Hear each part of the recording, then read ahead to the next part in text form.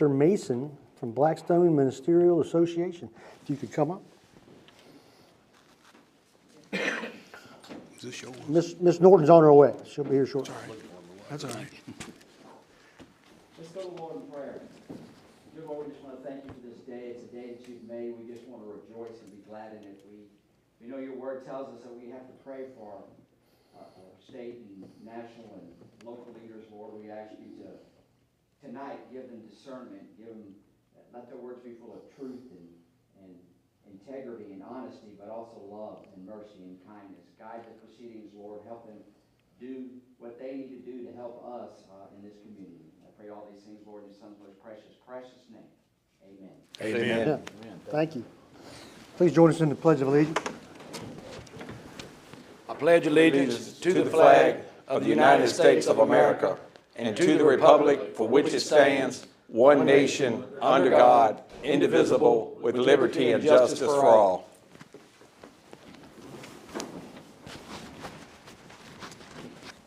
All right, we've got an agenda, but I know there's at least one addition, and that's going to be a plat that we looked at previously, Deep Creek subdivision. Where would you like to add that? Where did you want to put that, Mr. Chairman? Under old business, new I guess business? that's going to be unfinished business? I think she's got a mark in there on your sheet. Looking real quick. All right, so let me back up and while we're looking at that. I want to remove, Mr. Chairman, I want to remove F2, the High Bridge Trail speaker, Daniel Jordan, couldn't make it tonight. He will be at the September meeting. And that was an update for High Bridge Trail, Mr. In Burkeville? Yeah. Coming to that's Burke. right. And I want to add I-2, which is tax incentives, if we could. And then that's right, I-3 is where I want to put that plat approved. Right behind, so that would be new business. All right, Mr. Chairman, I move to approve the agenda. One more, Mr. Oh, I'm sorry. Grover, good. J11, T&H leases, and T&H leases J11, if we could do that also. T&H. That's lease at Laurel Lake. Thank you, Mr. Walker, I appreciate that. Sorry about that. All right, Mr. Chairman, I'd like to move to approve the agenda with the strike of F2, the addition of I-2, tax incentives, I-3 with the plat previously discussed, and J11, T&H. Do I have a second? Second. All in favor? Aye. Thank you, Mr. Chairman. Thank you, board. Will you get the delegations from public? The signatures. Andrea, are the names down there?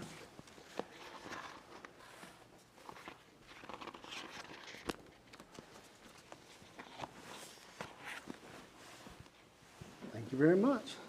Oh, Mr. Chairman, Yes, sir, Mr. Rook. C. Approval of the minutes. Oh, make a motion to approve minutes. I so move. Second. All in favor? Aye. All right, just one speaker tonight, Mr. Sonny Abbott.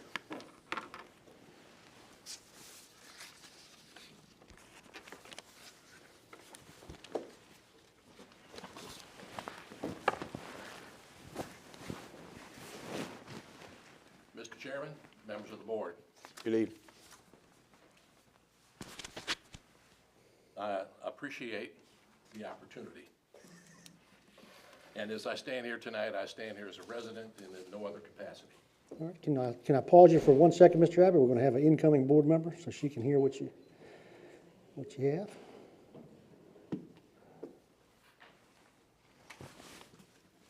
He's paused. Come on.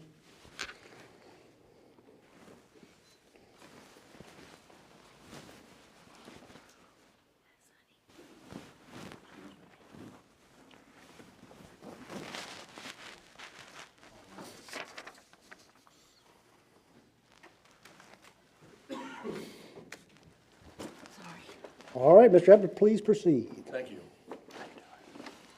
I'm going to ask a simple question. Should the data provided to the public be as accurate as possible?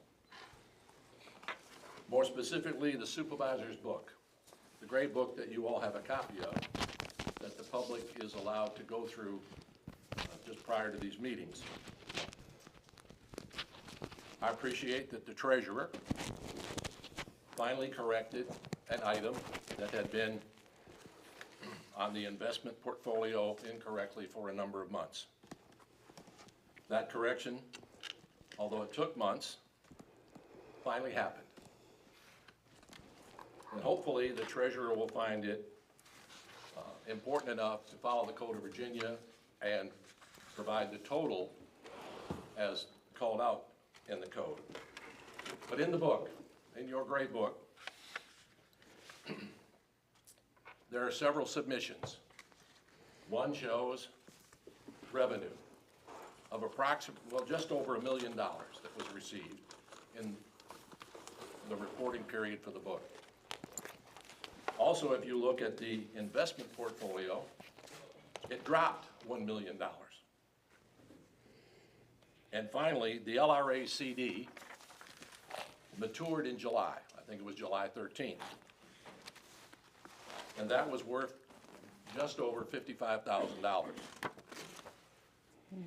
However, the LRA CD was renewed without adding the increase in revenue. Now, I'm not sure what line item that $55,000 ended up in, because it doesn't show. And although there is an explanation for the revenue, there is no explanation for the loss of $1 million in the investment portfolio. Now, there seems to be a variety of opinions on how to handle these circumstances, especially when it comes to the assets. And I hope that everyone would believe that the funding of the taxpayers and all of the way that revenue comes in is an asset to the county. And so are all of those facilities out at Pickett Park. Now, that $54,000 or $55,000, whatever it turned out to be on the CD, could have been used to put a new roof on the Officers Club. Now, I appreciate that there's an opinion or opinions that think that the county doesn't want to be in competition with the other entities in the county. My concern is it's an asset of the county, and if we allow it to deteriorate, even though it's up for sale, I would think that any purchaser of that commodity, any one of those facilities that knows that it needs a new roof, would have that be a part of the impact of their offer price, because they know they're gonna have to replace the roof. Well, if we replace the roof, then that could be part of a sales pitch. Now, I appreciate that that CD rolls over every 3 months for a substantial sum of money, and I would think that those monies could be used to maintain the facilities or the assets out at Pickett Park. Not knowing where the $1 million went out of the investment portfolio, or where that $1 million in revenue went into what line items, hard to say. But it makes one wonder when it doesn't show or explain it in the gray book that is presented by the board to the public. Thanks for listening. All right, thank you, Mr. Abbott. Thank you. Mr. Abbott? We're going to go F1. This is programs. This is Ms. Reed, Director of Social Services. Yes, yes, sir, Mr. Chairman, and I appreciate Ms. Reed coming tonight. Her and I share a position with the steps, and she's going to share some changes that's coming down from our administration and the federal government, and how it could affect the local government and things we're looking out for. And I thought maybe it was some good information, and she volunteered coming up here tonight. Volunteered or voluntold? Thank you for coming. Absolutely. I know there's been a lot of changes. Mr. Chairman and members of the board, I'm Shannon Reed. I'm the Director of the Nottoway County Department of Social Services. I want to take a few minutes to talk to you about the One Big Beautiful Bill and how it has the potential to impact our local Department of Social Services. While the One Big Beautiful Bill has been described as a bold step forward, it's also important for us to take a balanced look at how it could affect social services, both here in our local department and in our communities. First, there's the issue of funding. If federal funding support is reduced or capped, local governments may be left to fill the gap. This could mean that additional local funding could be requested from our county. Also, our department could face strained budgets, which could affect staffing levels for us at DSS and limit the resources we're able to provide. Secondly, we must consider access to services. Stricter eligibility requirements may disqualify families who really need these services.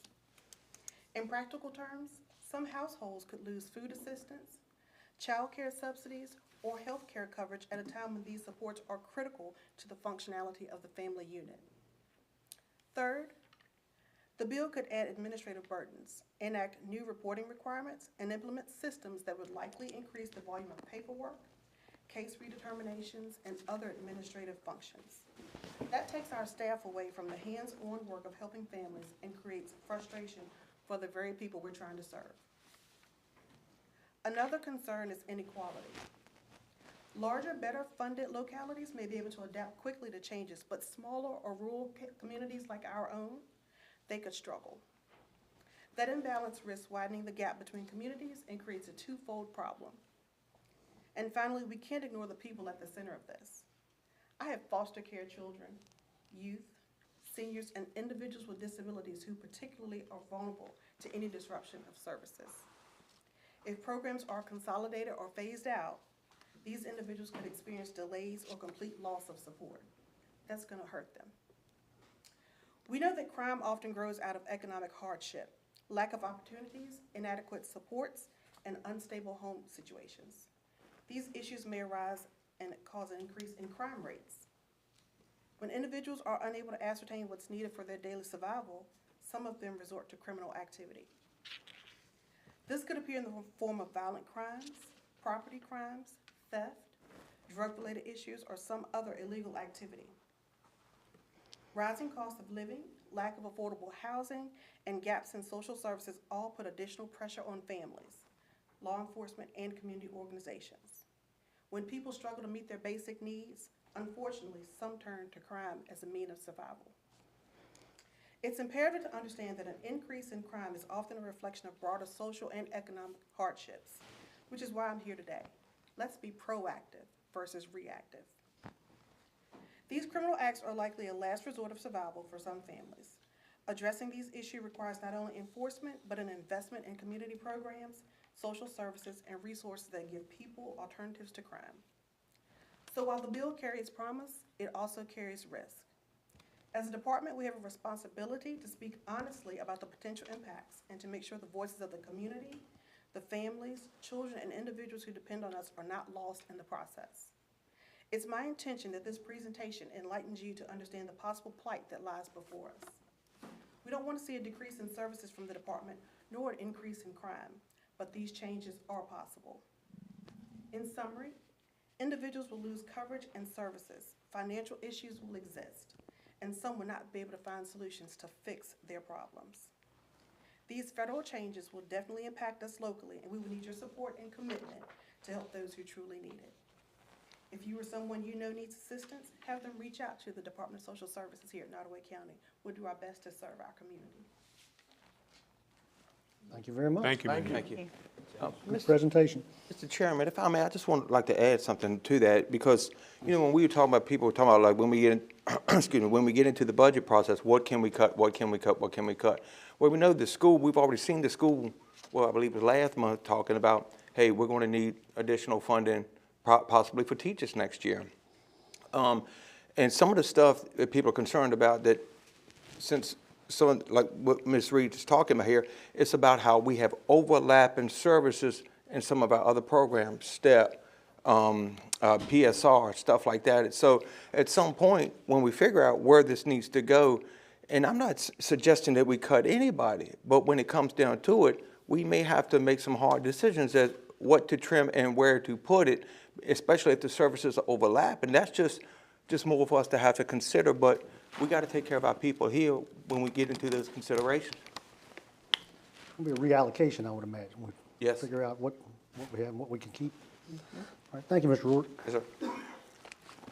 All right, G1, Virginia Department of Transportation, Mr. French. An astonishing laying of asphalt in 24 hours. That was pretty good. Thank you. Mr. Chairman, members of the board, good evening. Good evening.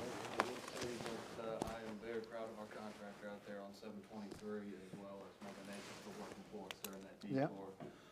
That detour was lifted on the 15th on time. So contractor continues to work on that project, and they are actually a month ahead of schedule. Right now, we are looking at reopening everything, having that project complete by mid-October. We are, however, not out of the headache yet. Due to some of the traffic control devices and the new layout of the intersection with the concrete splitter islands, the paving contractor can no longer pave it as they normally would in a lane closure operation, meaning we've got to shut down 460 to do the paving at that project. That will be done the week of September 8th to the 12th, weather permitting. We are going to detour up the short leg 49 to 360 and back around. It'll be from 8 a.m. to 5 p.m., so most of the rush hour traffic, all the commuter traffic will be through there. We're going to put message boards out, do public notification through social media, so public will be well advised of the detour. Once we get through that, it should be smooth then. Okay, and you'll let emergency services know? Yes, sir. Mr. Hyde's here, so. Yes, sir. Absolutely. Before you, I did bring copies of the signage plan for that project as well, if you'd like to take a look at. I'm happy to answer any questions tonight or at a later date, if you have any regarding it. If you just take a quick glance at the bottom of the first page, you can see that the signage for the lane drop actually begins all the way east of Piedmont Geriatric Hospital, with the shift for the lane drop beginning right there at the entrance at Crepe Myrtle, the entrance for the geriatric hospital. We've got lots of pavement markings dedicated to that lane shift and lane drop. On page 3 on the left there, on the left side, you'll see there's some black dots. Those are delineators. So not only will we have pavement markings, lines, keeping those people outside of that dedicated turn lane, there'll be actual physical barriers there. They're plastic flex posts. They're not going to be, impact resistant. They'll pop back up if somebody hits them. They won't really damage the vehicle if they hit, but they are physical barriers that will keep people out of that new dedicated turn lane and that area where the trucks are turning around. If you progress to, there's all the directional signage and warning signage for the U-turn at the arc cut itself, and then on the last page is the Splitter Island Central intersection and all of the associated yield and stop control for the intersection.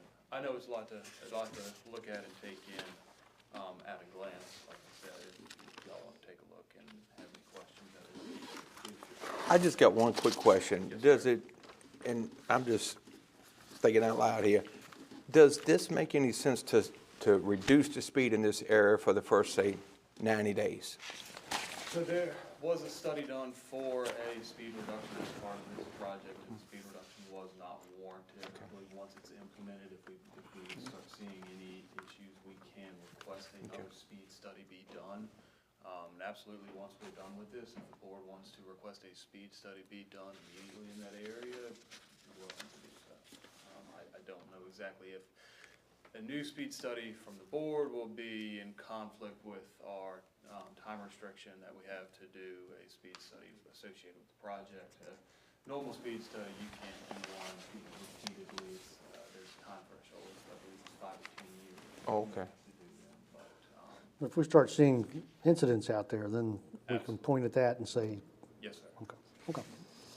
Closing it down from the 8th through the 12th, the entire 460. Yes, sir. That ain't the same contractor that works on 85 and 95. I don't ever remember going up north and they closing it down. No, sir. Not the same. So I'm sure it's not. So why do they have to close it down and can't do one lane at a time, just for the public information? Yeah, so if you look in this, the last page on the sign plan will be kind of helpful. So we've got the lane drop on both sides, and that lane drop goes into that splitter island.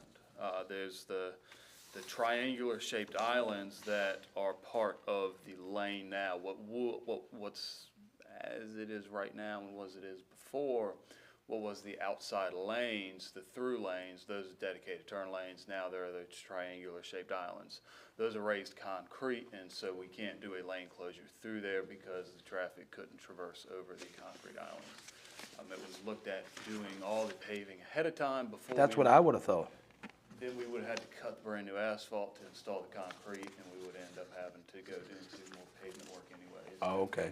We would have had to pave it all and then cut portions of it out, cut keys and everything to get those Back in triangular there. islands back in there. Okay. Mr. French, Ma'am. I rode through there the other day with my husband, and a tractor trailer was turning at the R-cut. Are the signs that are there permanent, and are they gonna remain at that height?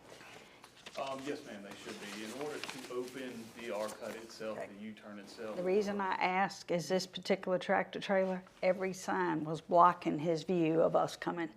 The way his cab was, the signs were right in his view. I don't know if y'all seen that. If it's a car, you're fine, but the tractor trailer, those signs are blocking his view. Okay, when he is actually in the median crossover. When he's in the median and he looks right, those signs are right in his view. And my husband used to drive a big truck, so he pointed that out. So I think that warrants looking at. Yes, ma'am.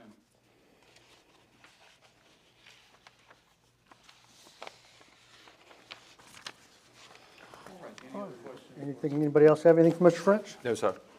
Thank you, Mr. French. Thank you. I've got other items. Oh, you do? Go ahead. Sorry, yes, sir.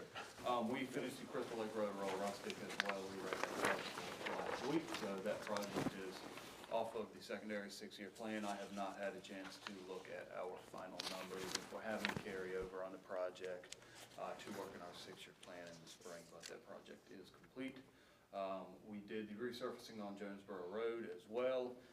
Crews were out there this week, working on the final shoulder repairs and everything in Jonesboro associated with that 49 detour should be tomorrow.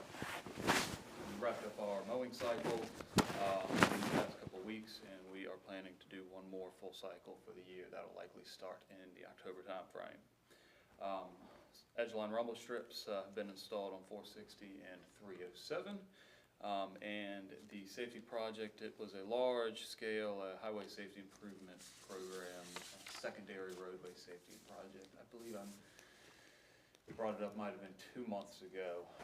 Bringing a lot of lane markings, rumble strips, and signage to secondary roads in the county. That project has initiated, as you may have noticed, seen some rumble strips and center line on our secondary roadways where it may have not previously been. Last but not least, we are planning to get out and do some shoulder work on 460 bypass in the near future. We've got grass coming up through our gravel shoulders, and we don't like that, so we'll be out there grading and clipping that out. And y'all are doing some paving out on some back road, some striping out on some back roads now. Yeah, Yes, sir, that is that highway safety program. okay, all right. Yep, and that's all federally funded. That HSIP is the acronym, is all the federally funded safety projects. So that is, I am hands off from that from a maintenance standpoint. It's construction administered, so. Do those roads have to lead into another county to be eligible for that? They do not. They do not. Yes, sir. For the center line, generally the center line consideration is 500 vehicles a day and at least 18 feet wide. If there's existing roads in the county, that's one thing they look at. They go out and measure roadway width and look at new traffic counts, and if it meets that threshold. A road that meets the threshold but has not previously been requested would more or less just be grandfathered and not have center line. They went and across the county, and this is district-wide, so 13 counties in the Richmond district. All of those roads that qualified and did not have it are getting it. I did see you've got, looks like the center line's gonna be where you turn to Williamson Road. That definitely needs one. Yes. I will say, there is a shoulder drop-off right there on the inside of that curve at Right. Williamson Road. We're planning on fixing that. It'll be early next week. We'll get Okay. that and Mr. Bowman, just for your knowledge, the Williamson Road question that I had a Oh, yeah. few weeks ago, we figured that out. Did you? Okay, good deal. Yes, it was an issue with, so when we started looking at developing the project for Williamson Road, the one system, we had conflict. One system said that we were 0.8 miles, 0.8 of a mile. The sign that is out there says 1.6 miles, and we had a conflict between our systems. Wasn't sure if somebody may have moved the sign at one point in time. We have been maintaining the 1.6 miles. That'd be good thinking. Yeah, when you go at the very end of that road, I took pictures and sent it to, and I hope I won't bother you with that, but I'm just trying to figure out, but you just go into somebody's driveway. You just keep going and you're in something, and so we won't show where it starts and stops. Yes, so we looked around and went to the original acceptance package from 1955, I believe it was, and it was that short length. We have historically maintained that route. It's in our records, back maintenance records, as long as we had them, that we've maintained the 1.6. We did a adjustment to the length, and we were taking in the 1.6. There's no action from the board. That's more or less a deep technical issue. Okay. They're good. And that allowed us to kick everything off with the preliminary engineering work for that secondary 6-year project that'll probably be coming next season. Mr. Chairman, let me ask, Aaron, do you mind sending me something I can put on the website about that 460 close? That's a busy place right there, and if you would word it for me, I appreciate it. Make sure we say the right thing. Yes, Send it sir. to us. The construction manager on that project I'm working closely with, so she'll copy me on all the correspondence from public affairs, and we will make sure yourself and Mr. Hyde are copied as well. Okay. Okay. All right, thank you, Mr. French. Thank you, sir. Thank you, man. All right, solid waste, anything from landfill, Mr. Easter? Mr. Easter, of course, he's not here tonight, but you'll see Bible Road and Convenience Center will be closed down Monday for 2 weeks. When I first got in this position, Mr. Rourke, who was the chairman at the time, he said, if you do anything, try to fix that hole going in the convenience center. And we have tried and tried, and there's a sinkhole, so we're gonna close it, and we gotta put concrete in now. And so anyway, that project is, and that's concrete's got a setup, so that's why I'm asking to close it for 2 weeks. I'm hoping to get it open quicker than 2 weeks, but it is. See what the weather See what the does. weather is. That's when you fool with concrete, it's something else. But anyway, the stakes have been put in the ground. I didn't get a chance to get out there today. I was hoping to do it with the 5 sails that we have to go up on the elevation. So we are supposed to meet with Gary next week, and then we're gonna try to figure out how we're going to, see what the elevation is and how it works. But we'll see how much farther we go up and how much time would that give us as far as Staying the open. the lifespan of those sails. So anyway, I'll keep you guys informed and ladies. So we'll work it out. All right, G3, building inspection, Nick Bowles. Did you have anything, Nick? Yeah, Mr. Bowles is All here. right, come on up.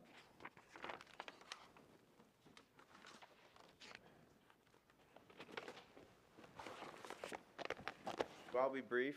I intentionally have dressed down. I normally try to put a jacket on for you all, and it's really just for me to realize that I will soon be just a citizen, somebody passing through Nottoway. But I really appreciate all of you and for how you've allowed me to do my job. I appreciate your guidance and for the citizens who have given me criticism, because it's caused me to ponder, am I doing my job well? But just want to tell you all that I believe in you, and I sense that something is changing in Nottoway, and just pray that y'all will continue to guide the citizens in Nottoway into the future, and I wish you Godspeed. So thank you. Thank you, Nick. Thank you, for Nick. thank you Appreciate for all working for your help. Nottoway County. Best of luck moving forward, my friend. Thank you, sir. And if there's anything I can do for any of you, I've got a week left. Any of the citizens, tell me what I can do, and I'll do my best for you. Appreciate it. Yeah, he had a citizen the other day that needed to vent, and I said, yeah, you can do something for me. Let him vent to you for a while. So anyway, I appreciate that. Thank you. G4, animal control, Sheila Estes. That's She's not in here. nothing. We're going to talk about that in business. Yes. Okay. G5, Piedmont Health District, Ms. Allman, anything? No report. Anything from the library? G6, Yes, sir. We got school, we got Dr. Barton. G7, Dr. Martin.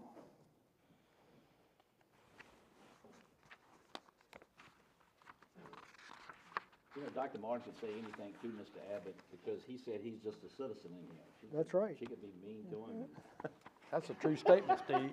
That's a true statement, ain't it? Dr. Martin, I enjoyed coming to the convocation. Then later I heard that it was hot out there. Did everybody get a little? Little, but I have to tell you, so Mr. Abbott and I have had this conversation that he only gets to speak for, if there's 10 minutes, You get how long? 2, and I get 8. So maybe you should try the same thing. It works really well for me with it. Right, Mr. Abbott? Well, good evening, Mr. Chairman, members of the board, and Mr. Bowen. I just wanted to share a couple of highlights for the school division this week. It has been a busy last 2 weeks for us. We welcomed our staff back last week, and then, of course, we welcomed our students back yesterday. We had a very smooth opening to school yesterday. We accomplished our goal on day 1, and your goal in the school division on day 1 is to get them in, get them fed, and get them back home. And we got that all accomplished yesterday, so I was really proud. But we had a really good opening to school. There's a strong energy that you can feel in the school division right now, and I think in the community, and the commitment to our schools. And that commitment is seen in collaboration from our school board, our students, our staff, our families, and ultimately our community that's supporting us right now too, whether it's businesses or just the community in general. And wanting our schools to be successful and to succeed. Our buildings look amazing inside and out. I have to say, our custodial and maintenance crew worked very hard this summer. And sometimes they clean some buildings 2 and 3 times. As you know, we have old buildings. Maybe 2 weeks ago, we had a flood in one of our buildings. Some taking old parts, putting it with new parts, and the HVAC system, everything doesn't like to talk very well together. And they were in there they'd already cleaned that building, already probably 2 or 3 times before from similar things. And most of us were in there on a Sunday afternoon with 2 inches or water up to our ankles, pushing and shoving water out the building, and they turned it back over that very night and that next morning so that we would be ready that next morning. So I cannot say enough about our custodial and our maintenance staff. With some of the leaks that we have, we're focused on the safety of our schools, whether it is through ensuring that the climates and things are right in our building, but also the safety in general, to making sure our students are safe, our staff are safe in the building. I have to tell you that we have some amazing staff members, whether it's teachers, custodians, bus drivers, cafeteria workers, administrators, just our staff in general, and I've left somebody out, I'm sure. They have been amazing. They are truly working in the best interest of our students. And they do deserve the very best, which is why we're continuously examining the budget to ensure that we have what they need to be successful, whether it's in the classroom, whether it's making adjustments and changes. I heard Mr. Rourke say earlier, and I know Heather shared last month when I was not here, about the need that our salaries are some of the lowest salaries now in our region, and we've got to make sure our staff has the very best moving forward, and we want the best people in front of our staff. I'm also happy to report tonight with a couple of exceptions to some part-time positions or some substitute positions and 1 full-time teaching position. We are fully staffed this year, which is fantastic. We got a little bit delayed. We have 10 teachers arriving from the Philippines next week. They all bring forth 10 to 20 years of experience. They will be in our community. Most of them are living in Blackstone or Crew, from what I understand, when they come here, and they will be with us for 3 to 5 years.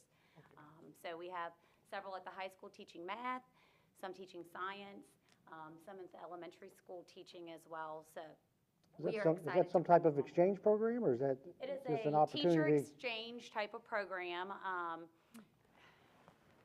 And it goes through a process. Their visas got delayed coming here, and they can only come here for those 3 years. The school division can ask for the extension for 2 years after that, and then they have to go back to provide the same service to their country. So, and most of ours are coming from the Philippines. pretty neat. So we're very excited to have them. Their interviews were phenomenal when we interviewed them, and they're excited to be here. They couldn't be here, of course, for open house, and they all had video messages recorded for their families so that they could meet them firsthand. Actually, just sharing that with you, the Piedmont Hospital, they went to, it's called an international nursing program, because it's just a shortage of nurses, teachers, and that type of thing. The program. Okay, great. So we are very excited. You've heard us say before, you see it in front of our schools, that we are Nottoway, and we are committed to excellence and that pride in our school division. So I did bring with you this evening, I'll give them to you, Mr. Bowen. Thank you for getting the sizes for me, but some shirts for y'all. They're the same shirts our staff and our students have. Thank you. Thank you. Thank you. Unless you have. Extra small? I'm not getting into extra that. small, I didn't even just so call you out know. the sizes. I just handed them to y'all. But we do appreciate the collaboration, the support of our school division as we move forward into this school. And the parking lot party was wonderful too. Yes, it was. Thank you. That was a Thank you. well, We had an excellent well attended, turnout. yeah, well attended, yeah. We taught Mr. Abbott how to wrap hot dogs Okay. during that Did he party. get his safe but- serve certificate? Did he what? Did he get his safe serve certificate? He got the Marsha Martin concession stand certificate on how to wrap hot dogs. That's But it. we did have a great turnout. I think we wrapped 1,000 hot dogs that night. So 1,000? we know Okay. we had a great turnout for We that. we thought there was more this year than last. It was more, yes. Yeah. Yes, it was. But thank you again for your support. I'm happy to answer any questions, but we're off to a good start. Well, we learned two things, Mr. Chairman. Sonny's next job is gonna be a rapper. And that, did we hear maybe a hint about some, work that needs to be done in the near future Yeah, with some did. buildings? Uh-huh. we have a lot of work to our buildings that need to be done But we moving need to forward. Did the grant Before it fund, gets- did the grant funds for So some of the HVAC, did that come? they did, that's in the initial. The phase 2 has been delayed. We are waiting for final word from the federal government as to when it will begin to move forward. There was some good news last week that they feel that they're gonna start moving forward with those. So we completed phase 1. Phase 2, though, does not cover some of that stuff that we need done. And it's just, the buildings are old, and there's structural things that are gonna have to be, they're structurally sound for kids to be in and Right. staff to be in. Or just But equipment? it's, right, and then when you're taking, again, you've got very old things and you're trying to put new things in, it doesn't cooperate. like each other, it doesn't mesh very well together. We gave the board a presentation the other night of the work that has been done in our buildings, bringing them up ADA compliant as well. We have to do an ADA compliance study right now. We have a RFP out for that to make sure that we are where we're supposed to be. That's one of the requirements. Crew Primary in particular was bowing some, and it came from years ago. Well, one, Crew Primary is built lower than the road, so that in itself, runoff is a significant problem. The brick was bowing out some, and we had to get somebody to come in and kind of fix that to make sure. And part of it was, years ago, trees were planted, trees were taken out, roots weren't taken out, and they were pushing up into the building too. So we are doing a lot with what we have and making sure that we have the very best in our buildings, making sure that things are where they need to be. And that's why I speak highly of the custodial and maintenance too, for getting in there and working, when things need to be done. But there are maintenance and grounds concerns for our building moving forward, and not just our. How old is Crew Primary, roughly? 1968, I think. There you go. Oh, Thank you, Mr. Ingram. Hey, I remember. Yeah. 68, I think, for Crew and Blackstone Primary. The intermediate school's like 1950.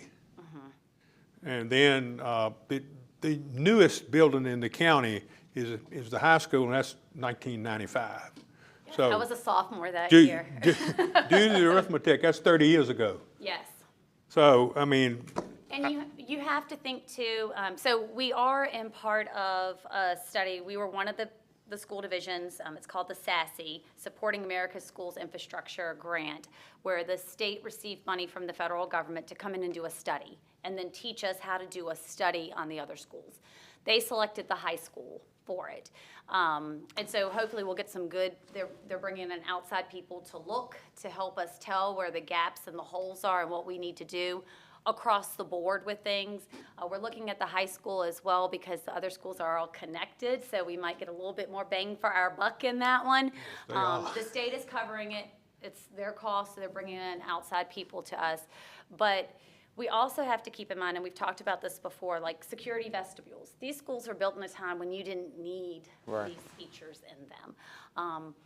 And across the board, our classrooms, the designs of our classrooms, they're not necessarily where things are nowadays, what the state says that you have to have. Of course, we're in compliance because of the time that they were built, but when you think about those things, and where we are, we're using very old things to teach in a different time period. And they're doing very well with it, but, you know, we talked again this week. We just put in our new open gate systems, the security systems as they go in. But even that is hard to situate it where you need to go with not having those non-entry access points for people. I mean, because once you're in a building, unfortunately, the front door, somebody's got to get up and run to keep somebody out, because there's nothing that keeps people from coming any further. Once you're in the building. And Right. unfortunately at the complex, once you're in, it's the complex. They're connected if you know what to do. But, you know, that's, our staff knows you have to be very proactive. We put every proactive measure in place that we can to make sure that people are safe and secure. We've right now waiting on the security grant to come back to help offset some cost of some of those systems and things like that. But we do need to start looking at those things, and we constantly look at those things. I know Monday we have a meeting, and Buddy is attending it with us and some of our community partners to discuss what are our plans in a situation, you know, how do we respond?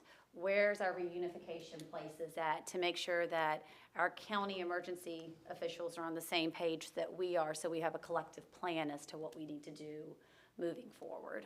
So. We definitely appreciate that proactive approach and always keep us in the loop as it moves forward, because the sooner we know, the sooner we can take action. Thank y'all, I appreciate it. Thank you, Dr. Moore. Thank you, Monica. Yes. Thank you. All right, Ms. Reed, did you need anything? Okay. And Greg is out. Yeah. So everybody say a little prayer for Greg. He had, His report is in your packet there. yeah. So everybody go to G9. Let's see if there's any questions from anybody. I do want to point out one of the first bullet points there, 3 of our 4 notice violations that have been passed, the deadlines included. So I know that some of these property owners that need to improve, I just wanted y'all to have that in there and see where it stands. So this is some of the blight. Yes. Okay.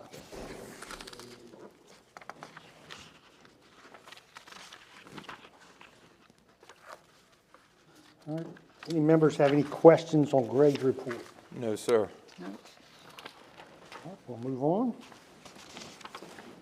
Mr. Hyde, G10. Good evening, Mr. Chair, members of the board, Good Mr. Bourne, evening. Good evening. staff and citizens, good evening. My report is in your packet. If you have questions, I'm always here for that. Just a couple highlights in addition to the report that's in the packet. Every year in August, we do a local capabilities of readiness assessment. Every county has to do that. It's a requirement by the state. So this year, we completed that and sent it in on August 1st. We did notice some improvement over last year. What it basically does, it lets them know where we are with our shelters, lets them know what our capabilities are, who's NIMS trained in this county, and all of our public safety, have had NIMS training. Anybody new coming in still needs to achieve it. But just different things. They want to know a little bit about what our preparedness is for various events. So we've been able to maintain pretty good numbers. So that was done. National Night Out went really well, kudos, and I'm sure probably Sheriff Jones or someone will mention that. That was really good. Glad to see some of you out there. Glad to see all of our public safety out there. It was a lot of fun, real teamwork to have everybody lined up together. You all know about the crash out on Darville's Road. If you have any questions, let me know. Right now, what I'm doing today is I'm working with Ms. Presley. Tomorrow, she and I are going to send a bill out on behalf of the county to the trucking company, and the way we normally do that is their insurance will take care of the billing. But there's a lot of things that were used, and so we were able to restock from the contractor. The cleanup contractor normally restocks us 1-for-1 on the county hazmat truck, but I keep enough supply to where we're never down. We even have some supply out at LRA in one of the buildings out there, so it's climate controlled, and we're able to restock our truck. But everything that we use on a scene, we get that back, and either through billing or through one-on-one. What we're going to have to do is we're helping Blackstone Fire Department out, and Chief Bears submitted basically an inventory list with prices on what was damaged. We damaged a lot of fire hose out there, and that was a direct impact to Blackstone Fire Department. So what we're going to do as a partner is just go help bill for that, and if the money comes into our county coffers, and then we in turn pass it through. So it's basically a reimbursement of that, and that's what we're working on right now. And we've done that in the past with some success. It depends on what, the county, if the trucking company, if it's someone like a Walmart, a franchise, normally you don't wait a long time for the money. If it's a private trucking company, sometimes you might wait months. Well, imagine what's gonna happen is you'll build the trucking company, and then the trucking company's gonna build the citizen that hit them. That is correct. Okay. That is correct. As you all know, we have insurance services offices are coming into town on the 27th and 28th. Originally, they looked at 3 days. We're now compressing it to 2 days. The first day is going to be Blackstone Fire and Burkeville Fire, and we'll be walking around with the chiefs of each one of those. We're also Public Works. So I've all notified each one of those. We're looking at, Dan Martin, T.J. Shelton. We're looking at all of the different water systems. We're looking at all of the fire department's capabilities, and all the chiefs have done a fabulous job of pulling all the records together and pre-visit from ISO. And we also have to look at our communications center. And we'll be looking at whether or not they can give us a little bit of a pass this time, knowing that we're going to put a new communication system in a year. But these surveys come every 10 years. And you can call them back at any time. So what I'm thinking about doing, and I'm going to talk to the rep next week, is even though it's set up on a 10-year cycle, what I'd like to do is once we put our new system in place, that's going to help us with points toward insurance premiums, because that system will be a robust system, and it's definitely going to help us. So we would hate to miss out on that, so maybe we can have them come back in a year. And when you say help us, this is the citizens that pay homeowners insurance? That or is businesses correct. that pay insurance? Yes, sir. So the more robust we are, the better we are for our citizens. Correct. Thank you, Mr. Collins. The us would be the citizens. Definitely, the fire department's rating is a direct impact on your insurance premiums, everyone, and whether it's commercial or residential. Yes, sir. And then last but not least, the radio meetings are increasing now. You'll see that more in the next several months. Tomorrow, we're actually meeting with the state interoperability coordinator. He's kind of an impromptu meeting. We've been talking about this for about a year, and he bounces around the state quite a bit. He works for the Secretary of Public Safety in Richmond. And what he's going to do is come to Nottoway because he wants to hear about our system. So tomorrow, it'll be a small group of people. We're just going to meet him in the EOC. We're going to talk a little bit about what we can do to help Amelia's interoperability to us and vice versa, Prince Edward, Lunenburg, Brunswick, and Dinwiddie. So tomorrow, Amelia is going to be there. My counterpart in Amelia is coming. So we're going to just start these talks to see how we can expand our footprint. I was really hoping Prince Edward would come because that's the one we're really interested in, because we go to Prince Edward so much, either by hospital or either through Piedmont Regional Jail on a daily basis almost. And then we also are looking at, the bus radios were installed. I don't know if we mentioned that at the last meeting, but with the new school year, the buses have new radios on the new system.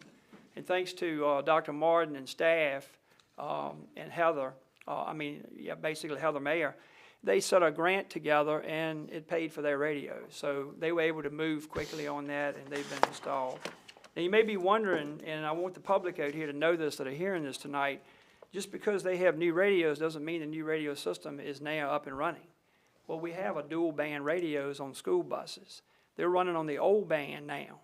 When we do crossover, we won't miss any in-service. They'll be able to go straight over to the new frequency. And they'll still be able to monitor that old frequency as well, because that's used sometimes by a lot of different things like contractors and so forth. And I think the maintenance division will be using that a little bit. But if you have any questions on that, we're really excited that we were able to get that done before the school year started. Also, we're finishing a draft. I'm finishing it for you to look at next week, and hopefully we can float the first copy of this of an EMS contract of some sorts. And then we're also looking at the tying in and integrating the EMS response plan, which is required by the state. We already have that, but it's very outdated, and it has to be done every 2 years, and the OMD has to sign off, Operational Medical Director Dr. Eccleston, and I have to sign off as a county. None of this stuff moves forward if the county doesn't sign off or the Operational Medical Director. So what we're doing is we're getting that document right. We're getting it to where it makes sense. And we're looking at, having that as a tool moving forward over the next several months. And what I'd like to do is try to have that ready for a vote by you to accept it on September. So just keep that on your radar if you could. Okay.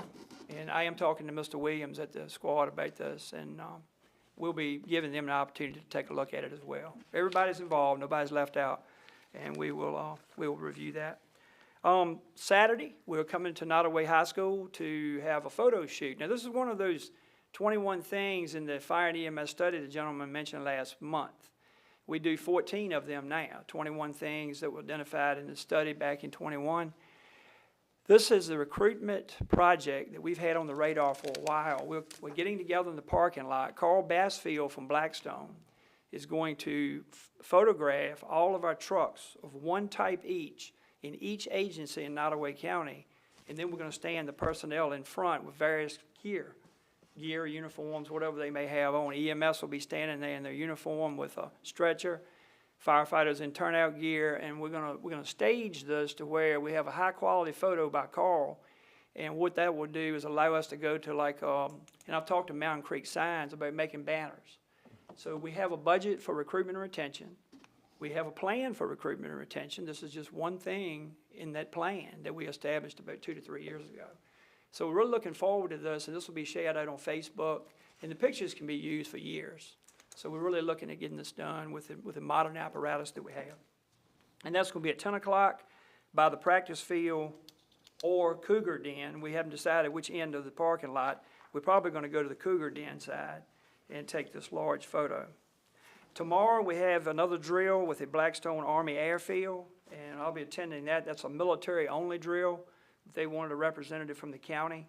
So we're going to be going over there at 8:30 in the morning on the Blackstone Army Airfield. They have a quarterly requirement with federal and state, so we're going to be participating in that. It's going to be like another helo down, and we'll have, just a simulated helicopter. EMT class starts in Lunenburg County in Victoria on September 9th. We have 3 Nottoway students going to that. We have already purchased their textbooks. They go for free because Nottoway takes care of them. And so they got the books in hand. They're already studying for the first class, and we're looking forward to them. And we have a few instructors that will be helping out, myself and Herman Thomas from Nottoway Emergency Squad. We're going to be doing a couple modules for them just to give them a hand. And I have a grant summary sheet that we have made to hand you. I'm going to try to send this to you next week, but I wanted you to know that we are currently working 7 active grants as Nottoway County under emergency services, 7 that are open. They were awarded, all of them were awarded. And 1 is pending, which is that second $1 million grant, that we sent up to the Senate Appropriations. Haven't heard anything back on that. But if you all can help us with that, if you could actually contact Mr. Delegate John McGuire, if you could do that and see if we can find out what the status is on the Senate Appropriations. That would be appreciated. I think that would be better, at your level, to call it your level. Can we draft a letter from the board and send it over to them then? Mr. Hyde, can you email me what you need from John McGuire? Because Sure. I'm going to see him Saturday night. Sure. We already have a little bit of a narrative put together, and like they were saying in the beginning, it went up to McGuire and also to Senators Kane and Warner. They were all on the Senate Appropriations Committee, and they were the ones that were actually heading it up. So we really want to know if they voted on anything, if it was tabled, if it was moving forward. But we would love to hear something about Nottoway County one way or the other. Don't be afraid to say please, Mr. and Chair, we're begging. That would be the 8th grant if we were able to be lucky on that, but the 7 are in various stages. I would like to approach the bench and hand you an award that the county received, just so you can pass it around up there.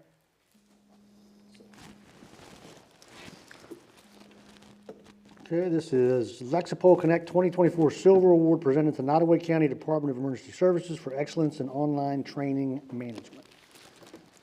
So just for the citizens, this is part of the budget Good deal. that is really paying off. The Lexipol training platform is one of 3 platforms that we have under my section of the budget. So when we looked at that pie chart, when you look at the section of the budget for emergency services, this is one of those line items among many that goes back to the fire departments. It goes back to the direct benefit of Blackstone, Burkeville Crew, and Nottoway Emergency Squad. They're able to log on and do any kind of continuing ed training. So with their participation, that's how the award was arrived. So we're looking for gold next time. That's it? Silver's not bad, but we're looking for gold. And so it's just a matter of how much you're using it, and we've gotten you know, we've actually had very much use out of that. And then the ESO program for incident reporting is the other one. So you guys approve that every year. It's in the budget, and it's a benefit, a direct benefit back to these fire and EMS departments. Well, thank you. If Thank you, have Mr. any Hyde. questions- Mr. Hyde, I got a question, Mr. Chairman, of Mr. Hyde. ma'am. You mentioned the local capabilities assessment, and you mentioned the improved shelters.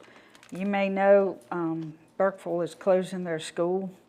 Have you got that on your burner? Because isn't that one of our shelter locations? It is, and I would need your help from members of the board as to what the status would be of the gymnasium. You know, obviously, that's a designated shelter. We have 3. The money was put into those gymnasiums to help fit them. And more importantly, we were able to, I think the first year I was here, we sat down with Ms. Reed and Social Services. And our shelter team, we wrote a grant called a Shelter Upgrade Grant. So those shelters have grant monies in them from the state. We won't know till the school decides whether it's coming to us or staying there, so. Good, good. And right now, what our plan would be, if we had to make a move and not use it, we still have Crew Primary and we have Blackstone Primary. And both of those, all of those shelters hold 375 people each. So I feel very confident that one shelter usually will take care of our needs, but we have that geographic option. You know, we have Burkeville, Crew, and Blackstone, and it would be nice to be able to maintain that geographic option. Okay. Thank you, Mr. Chairman. Thank you, sir. All right. Piedmont Regional Jail Authority is me. Steve, I was unable to attend the meeting. I had to take some family stuff yesterday. Really, Mr. Chairman, just quick, a little something different than, I guess, what we're used to growing up, since you had brought up 1968.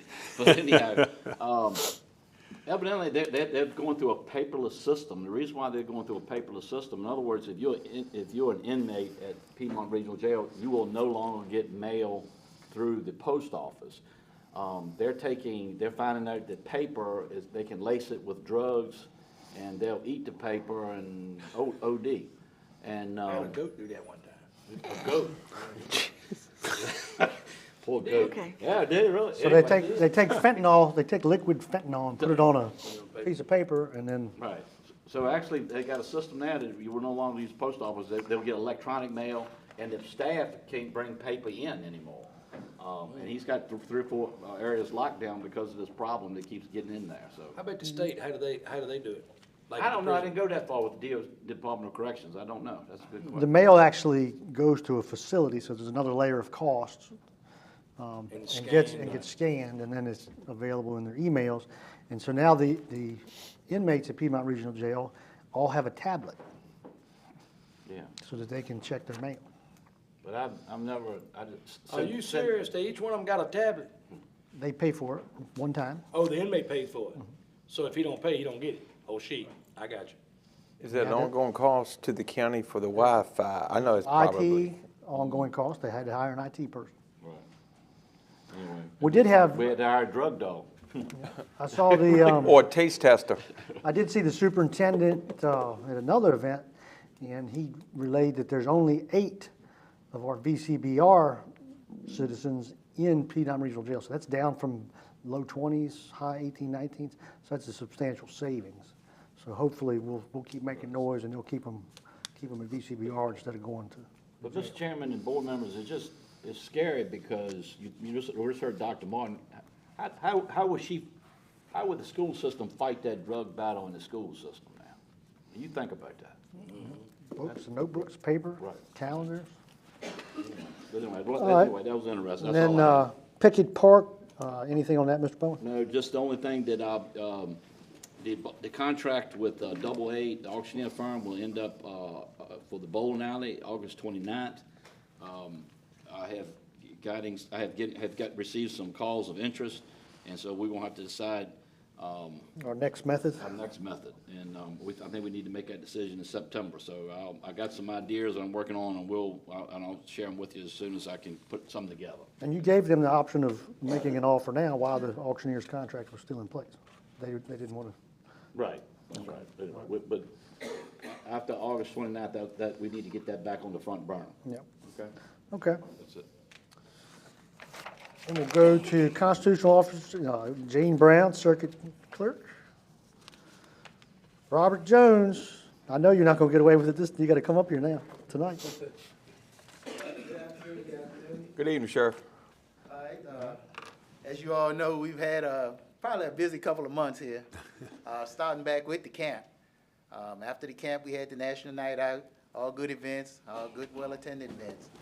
National Night Out, as usual, was a big success. We held it in Crew this year. Next year, as we plan, hopefully we'll be having it in Blackstone. Then I'm moving on. Again, like I said, y'all know my office has been busy probably the last couple of weeks, culminating in the event where the suspect was shot. My deputy is fine. He is at home. Everything's going well. It's going to be a long recovery. He had a significant injury to his hand, but he is fine. And he did mention that he wants to thank everybody. He's got calls. He's got just the concern. He was surprised that there's so many people that actually cared. That's what he was talking with me about. That's a good thing. It is. And again, like I told him too, we're a small community. Everybody knows everybody. He did ask me. I was talking to him, and he didn't want me to release his name yet. But again, we are a small community, and I'll leave it at that. Yes, sir. Okay. Praise God, he's gonna be all right. Yeah. That's it right there. And running 100 miles an hour, that, that's dangerous. Do they So- expect a full recovery for the use of his hand? Well, we're still in Was there. it too early? Yeah, too early. But it looks good. It looks good, but it's gonna be a long one. It takes gonna take a lot of therapy and stuff. Yeah. But he's good. Well, everybody send a prayer. Everybody say a prayer and continue to pray. Yes, sir. Other than that, that's all I have at this point. All right. Thank y'all. We be Ms. Graham, do you speaking- want to, Speaking, we can go ahead and move you, Ms. Graham. Is that okay with the board? We'll move her from new business to reporting now. I was gonna, update you guys on the total response training and the dispatch consultant things I'm working with, just Okay. to give you a quick update. Sure. So total response training is scheduled now for September 9th and 10th. We have a representative coming down to do that training in person with our dispatchers. And we are planning to go live with total response on the 11th so that that representative can be on scene with us when we go live and help us through any kind of issues that we might run across. And just for the citizens, our total response system is the new software managed, dispatch management system? Yes. Okay, so it's an assistance to the dispatchers? Yes. Okay. I will say, I've been trying to put our training room together. We are limited on space, so trying to figure out how to fit 6 people in the small room that we have in our office is, been fun. But we're looking forward to hopefully a new building one day. I think everybody's asked for money tonight. Yeah, pretty much. Very subtly. We've also started our kickoff call with the Healthy Dispatcher a couple of weeks ago. This next 30 days, we're spending time just doing a data crunch. They're doing a survey with our dispatchers to get a feel for how they feel about our department, the aesthetics of our department. We're sending them all of our things that we've used over the years for training, our policy manuals. They're looking at our recruitment and retention. So next 30 days is just pretty much they're getting all of our information and reviewing it, and we'll be going from there as far as that. What do we need to do, Ms. Graham, if you could help me out, so if Mr. Chairman, if we would go to new business, that way they can finish up with Sure. the E911 support, if you look at J5, Fortinet. that way you folks can, it's in your package. He's trying to get you hungry. Please, I appreciate that. I don't want to ruin my welcome from her. And let me say this, while we're thinking about that. Ms. Graham did come see me, and, because I just mentioned that incident. Their officers are working a lot of overtime, and she's working hard, and the sheriff, to make sure that we can pay these folks and maybe give them some type of incentive, but yet not ask you for any more money in the budget. They're using tailings off of vacant positions, and so they're working out some incentive programs, to help them officers, anyway. A little more on that. We only have four full-time road deputies working, so they're on night shifts right now. We have our lieutenant and our captain and sergeants all working the road right now because we're low. And you too, Sheriff? yes, sir. Yep. I was surprised, went through a road check the other day, that one of our longtime deputies took a job in an adjacent county. Yeah. And good fella he is. I said, man, I didn't know that. So. Pay him. We gotta retain them. Pay them. If they're there to hire, have you found, is there a lot of Not a lot. availability? Not a lot, but we get some good applications. One of our biggest things has been the health insurance. Is that the biggest setback? That's It's one not of to our pay biggest much, is it? setbacks has always been the health insurance, because people that come in with a spouse, and with family, it costs so much, but, I mean, y'all have really came through for us this year, and we're hoping that that's going to push more applicants our way.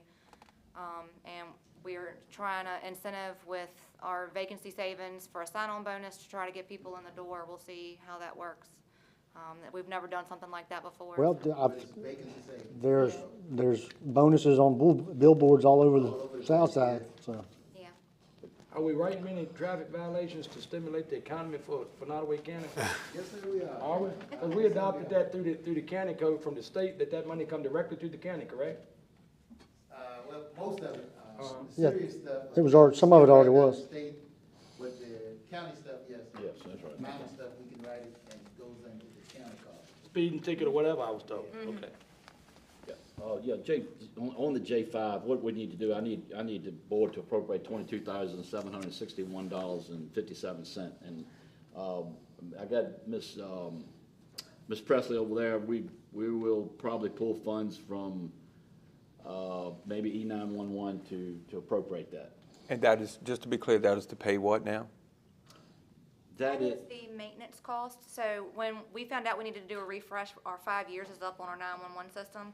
And to give us time, we still have to have support for our 911 system, so we have to pay the $22,000 to keep support on what we currently have. And see, so honestly, I was lost. My mind was in that haze of where can we get some money for our deputies. So I'm like, if it was for them, let's pull the trigger. We got to pull the trigger either way. So I We're in a timing, Last month. yeah, it's a time, because we're switching to our new system. Right, but right. we gotta maintain our old system. Correct, until we can get it. We don't do another 5-year contract, but we need to. So I move to approve the allotted 22,000 plus that Mr. Bowen had stated. Do I have a second? All in favor? Aye. Okay, Gentlemen, have a good night. all right, thank you. Thank you, Ms. Graham. God bless you, Sheriff. Yep, and all thank you, your Sheriff. deputies. God bless. Yes, Keep sir. keep everybody safe. All right, we gotta circle back.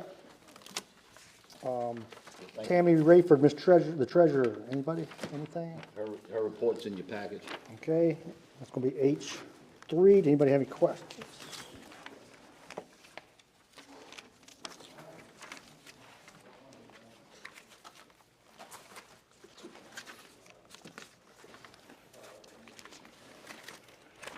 All right, hearing none, we're gonna move on. H4, Commissioner of Revenue, Christy Hudson. Let's see if you have any questions there.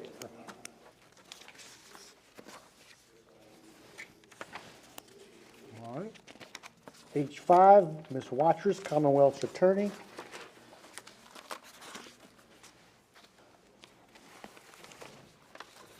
Any questions from the members there? That's it. All right. Unfinished business. Ongoing project committee reports. IA, Animal Shelter. Mr. Engel? I'll try to send y'all the pictures that Michael Borski, yeah. okay. I'll He probably takes send it pictures on and to- send it to the members of the Chaos Committee of the progress on the shelter. And he had some really good pictures that I got in an email the other day, so. So they made some they're- progress this week. Yeah, they're moving along, they're moving along. The other thing I'll say is the fundraiser at the Blackstone Inn was a good event, cost me some money, but money well spent. My wife, when I walked in with a big painting in my hand, she says, "Where you gonna put that?" But anyway, they had good attendance. I think the report was they made over $5,000, I believe. Oh, that's pretty good. So, and a lot of community support on that, so it was good. And like I said, they're making the progress and moving along on getting that shelter finished. And we got a progress meeting next Tuesday, and also I'm working with one of their subcommittees. I got a lot of homework to do, but anyway, I'm trying to get some type of volunteer program, written volunteer program in place for y'all to adopt, to make sure we're covered and we're okay, safe, you know. Yeah, well, we'll need, Saturday time and afternoons. I don't, Mr. Rourke, your question last year about the volunteers, you were concerned about liability. Right. You may not have been, our insurance policy now covers volunteers. Right. Okay, you might have been out when we did. Oh, yeah. And Yeah, I it- had and it heard that. matters that you have a volunteer, some type of program where you do background checks. Yes, blah, blah, sir. blah. Anyway, so I'll have that So there's a program. package together Yes, sir. sometime, and the CARES is really helping with that. Good, Okay. good. So that addressed what your concern was. Absolutely. Okay, we've already talked, Michelle talked about dispatching. Mr. Rourke or Mr. Toth, did you have anything further? No. Okay. Broadband, Greg's not here. I drove by on Old Cox Road. The shelter is there now for River Street. I don't know if any of the equipment's in it, but the shelter is in place. A good source of mine mentioned that they're at the 40 South now, River Street, working, so that's good news. Seems like they just rolling right along. Yep. Well, hopefully it's a good service when they turn it on. I hope so, They- too. Yeah, we have, the plane hadn't landed yet, has it? That's right. So then the next one is, one, I see, Yeah, no, I'm sorry, D. yes, sir. And there's something in your handouts. So we've been negotiating around on our towers to place equipment. And the negotiation with Southside Electric looked like it came out pretty good, $333 a month, pretty reasonable. And we do have to upgrade the tower a little bit because of the weight of our equipment. My understanding is we're upgrading the tower because we have, we're gonna have two Nottoway County-owned pieces of equipment up there. And then after we get the new system, the other one's gonna come down. I had met with the director of, it's changed, and my understanding, and that's what him and I had a miscommunication, when he was saying is, when I heard $4,000, I thought it was $4,000 a month, and. I thought you did some good negotiating. Yeah. because you did- Anyway, but evidently, this is what they're charging other counties. They're following the same suit, and that's what he was trying to tell me, that they're charging $4,000 annually to other counties. Okay.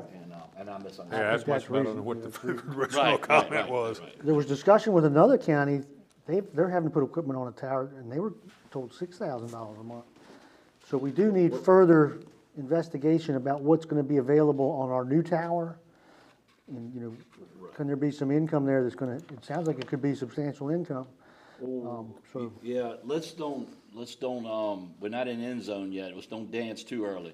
We still got to negotiate with two other towers, and Blackstone is working with us on the water tower, so, one of them is at, Kinston Forest, and the other one is at, what's the other tower, buddy? Old Shore Road, that's right.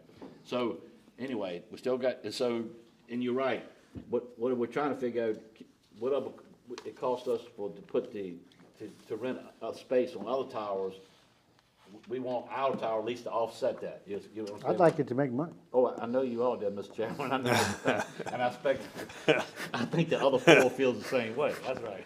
And that's why we'll have to figure that out, but, Okay. anyway, so. So what that I'm much, asking- much less expensive than it was. I'm asking y'all if y'all would, give me the authority to sign that contract while it's hot and I'll heavy. ask for that motion. With Southside? Yes, sir. I'll Yes, sir. make that motion. Second. All in favor? Okay, thank you very much. Okay, then we've got Administrator Bowen, PPEA update. We have a couple, maybe we might get two more proposals. It's mostly right now, they're gathering numbers of like how many people come to court, how many, the size of, how many judges and that kind of thing. So, I think the way I understand it, and Mr.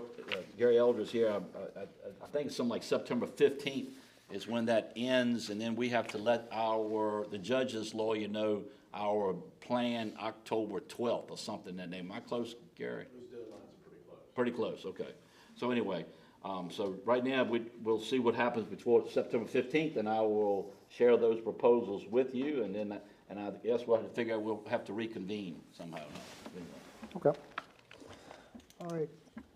F is committee reports. This is where you report on anything that's not on the agenda, CPMT, steps, social services. Anybody have anything? No, sir. Okay. All right. CRC, I think you want me to move forward to trying to get any funds we can for the new courthouse. I did. I Right. copied you on an email today asking, But did you send it, Chris? I did. I Okay, copied thank you you. and No, Chris that's and perfect. said we would the board did decide that they wanted to pursue any possible grant funding. And go ahead and start this year. That is Yeah. 15%, so it's a substantial amount of money. We don't know what the percentage or the dollar figure is yet because we haven't Right. picked our PBEA person. But it is 15% of whatever the total cost is. Okay, thank you, sir, and I will keep you up to date on that. All right, and then we've added I-2, and this was agreed upon in the work session. And I'll just, this is the beginning of an incentive program which we want to make better in next year's budget for the volunteers in our fire and EMS. It's going to exempt one vehicle 100%. And then exempts them on their real estate and their personal property from the fire and EMS levies, since they already contribute their time. The board agreed at the work session, so if anybody would like to make a motion, $36,346.62. I so move. I'll second that. All in favor? Can I have a discussion real quick? Sure. All right. And the only thing I wanted to do was just something that I mentioned before, and I just feel like your first presentation is going to be your best, and that's the reason why I'll just ask, is there any more consideration that we wipe this completely away in an attempt to get as many volunteers as possible? I feel like the longer you stretch it out, it kind of loses its luster for people to come in. I think we've all discussed doing more, but because it was after budget time, All right. it was not this budget. Going with your point, Mr. Roy, we're gonna figure out ways to fill in that $36,000 hole there.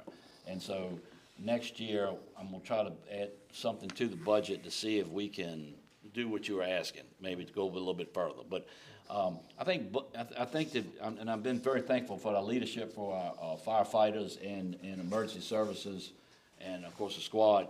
They understand this is new, and we're going. And I think Buddy put it well to me yesterday. We met late yesterday, the other evening, and he said, "Steve, we're gonna go through growing pains." And so, right now we just trying to see. After we collect taxes, let's see how things go. But yes, But the citizens, one of the facts that we always like to bring up is the salary of one emergency provider. Right. I think Amelia right now is at 58, they were hiring at 58. Yeah. So this is less across about 70 volunteers. So we're incentivizing volunteers, but we're still not even to a one-paid salary. So it's a worthwhile investment. And I'm sure people like, Zach Bears over there, his vehicle he's gonna put on is gonna be 1976 old pickup truck he's gonna put on. No, that's called micromanaging. I'm not going there. I'm thankful for what they're doing. David GMC's going to They like made them. a statement saying that they never asked for any of that, and they're very appreciative. Yeah, That's right. That's Well, right. and that's true, and just to clarify, because I wanted more, initially, but I'm still going to vote for this, but with the expectation that we're going to, Have further the discussion. intent is going to be doing more of it moving forward, so. Yep. All right, do you want to remove your discussion? All right. All Yes, right, I've got a motion and a second. All in favor? Aye. Aye. All right, so that passed. All right, thank you very much, gentlemen. They're very appreciative of that. Okay, you got in your handouts, you're going to go to I-3. And so this is local citizen Jeff Lavelle. This is a subdivision that he's done. He's named it Deep Creek Subdivision. We briefly glanced at it at a work session a month or so ago, and there were some changes made. It's been corrected. Mr. Lavelle called me this afternoon. He is not asking for a signature tonight. They're missing one signature, which is the VDOT signature. You do see an email. They asked for one little change. Otherwise, VDOT finds the plat acceptable. So what Mr. Lavelle asked us to do was approve signature once VDOT has signed. So the health department has already signed. VDOT signs will be the last signature. That's right. Should be Monday or Tuesday of next week. I'll take a motion. I'll make a motion for us to accept that after VDOT approves it. Second. All in favor? Aye. Okay. Now we got new business, Thank you for that. and let's see, T&H is at the bottom. So J1 Aviation Industrial Park. Okay, so, late this evening, and we haven't got a chance to put it out, but anyway, Mr. Elder's firm, Catherine Douglas, reviewed and made some suggested changes. I like to send that to make sure that, Is this on the contract? yeah, on the contract. Okay. I want to make sure, before I give it out to you, that let the town of Blackstone look at it one more time, you know, just to make sure. And then I want to send it to you folks too, to see your thoughts. And then. And we are going to advertise for the public hearing in September? Right, so, Okay. but all I ask for you is, if it's in the motion, once all parties agree to it, give me the go-ahead to make it put it in a public hearing agenda for September 20-something, I can't remember, 18th. Okay, so we're asking for a motion for a public hearing to sell the 70-plus acres out on Route 40. It's going to be a public hearing at the next board meeting. So moved. I'll second. All in favor? Aye. Okay, thank you. In your package is the ADA Policy and Grievance Procedure, that's J2, Mr. Chairman. Mr. Bowles was was one of the heavy lifters on this policy. We should have adopted this, I don't know, 3 or 4 years ago. Probably 20 years ago. I won't go say that, but then she said it. I don't know who was on the board. 1990, no, 1990, 35 years that's ago. way before my time. I 35 wasn't years even born yet. So, Right. so anyway, I'm asking y'all to adopt this, and it, like Mr. Rourke has mentioned before, is a living document. The ADA coordinator will probably be the next inspector that we get, or how we decide to do that with that position. So, but anyway, as right now, I'm the coordinator. So we're looking at J2, Notice under the Americans with Disabilities Act. On the back is the Nottoway County Grievance Procedure under the Americans with Disabilities Act. We're looking for a motion to adopt this. Mr. So Chair. moved. All right, second. All in favor? Aye. All right, thank you so much. J3, opioid resolution, Sackler family. Yes, so, this is another, with that opioid epidemic problem going, Ms. Presley's here to just let you know that if you adopt this, when we get funds, Ms. Presley puts it in an opioid account, and that's considered separate, and the auditors watch that too, right? Yes. Okay. And so these are designated to assist in programs for those with opioid addiction. That's right, and we're partnering, hopefully, with Piedmont Regional Jail, and we're hoping that money's gonna go to rehab there, so these people that, from Nottoway County, won't come back there, and we keep paying. Try not to have them reoffend Right. and get them clean and get them $75 clean a and day or sober. whatever we pay, right, anyway. Okay. Mr. Chairman, for some clarification, we've had some money come in from opioid before. Was that just being placed into the general fund years ago? No, it's in a, Ms. Presley, it's in a, you got that in a separate, line item, is that correct? So it's in its own fund. Okay. It is in our checking account, our main checking Okay. account, but it is in our own fund, so it shows all the revenue coming in and where it's being placed. Okay. And we also have to do a yearly, like sign off that we received that money and what we spent it on, so there is tracking. I think there had to be a plan. There was some things that weren't done previously. The money was coming in, but I don't think we had Right. designated. So then that's when we were working with the jail. Yeah, that's what I'm talking about, because I knew we adopted something before in order to get it, so I just want to make sure we won't. Steve kept saying Miss Presley was here. Logan keep Logan looking Presley? And then I hear a voice, and I said, well, maybe he ain't lost his man. There he is. You couldn't see over there either, could you, Dad? I thought maybe he done flipped his All right, wig. so you want us to, Adopt that resolution, sir. all right, J3, do you want me to read it? Oh, you can, pretty I self-explanatory. don't have to? Okay, this is, it's a resolution of the Nottoway County Board of Supervisors approving of the county's participation in the proposed direct settlement of opioid-related claims against the Sackler family. I'd like a motion. I'll make that motion. I'll second it. All in favor? Aye. Okay, thank Okay, you. J4, this came to me from Mr. Ingram. Mr. Ingram, Yeah, I got a letter, you can see the date on it. And it came from the Military Order of the Purple Heart. We at the Military Order of the Purple Heart, Richmond Chapter 1965, are pleased that Nottoway County will consider a proclamation or resolution making the county a Purple Heart County. The county has 50 veterans on the Virginia War Memorial. Their names are those killed in the defense of our freedoms. I had no idea that we had 50 names on that memorial. I'm going to go over there and take a look at it. I've been to the memorial before, not in a long time, but anyway. And what they're asking to do is that we pass a resolution making Nottoway County Purple Heart County.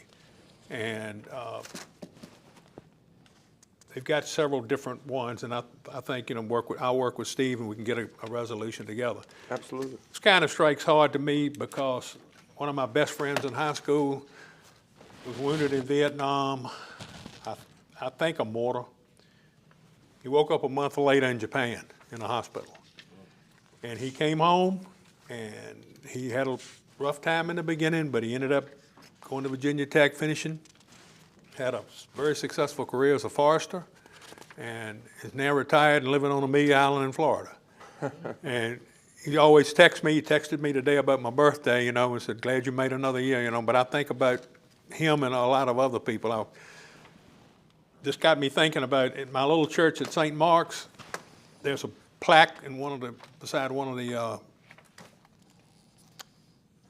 Sunday school rooms, and it's probably got 20 or so names of veterans who served in World War II, and that to me is amazing from that little county. I mean, that little church, that many people. And every Memorial Day and Veterans Day, we put flags on the graves out there. We have veterans from the Civil War, the Spanish-American War, of course, World War I, World War II, Vietnam, the whole 9 yards. And so we've got, I think I was thinking today of that song, there are angels among us, there are heroes among us too. Yes, sir. And we really need to have a resolution and make us a Purple Heart County. Absolutely. So I'll ask for a motion that we can adopt a resolution to Second. do that.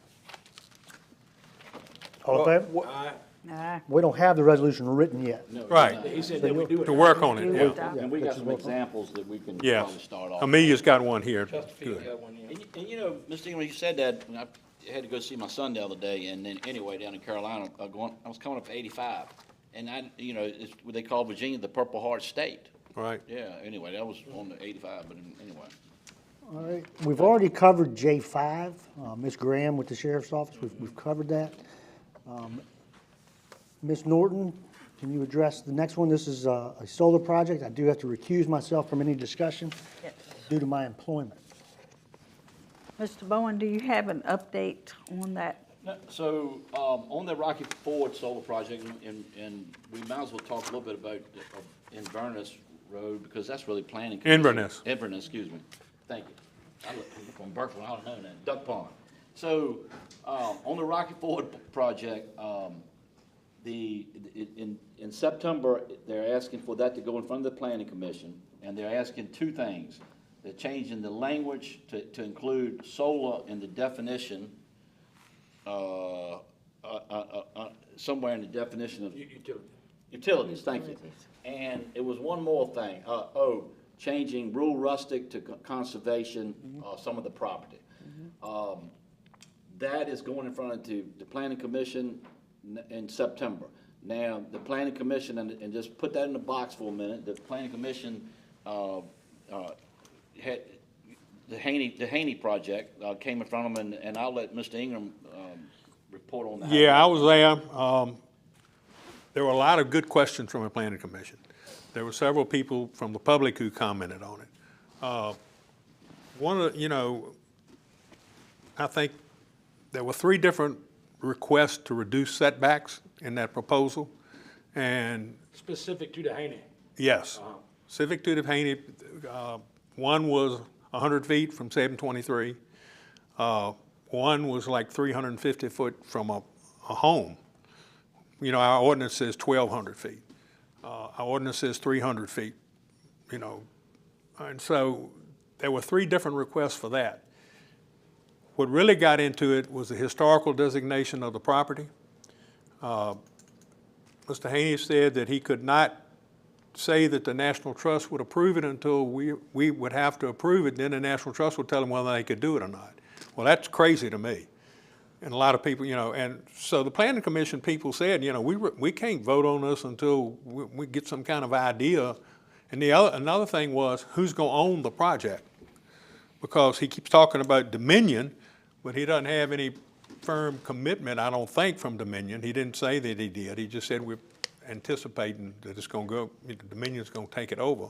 But that was another question that people had. So, I mean, there were some good questions from Planning Commission members, and in the end, we had a motion to reject the whole thing.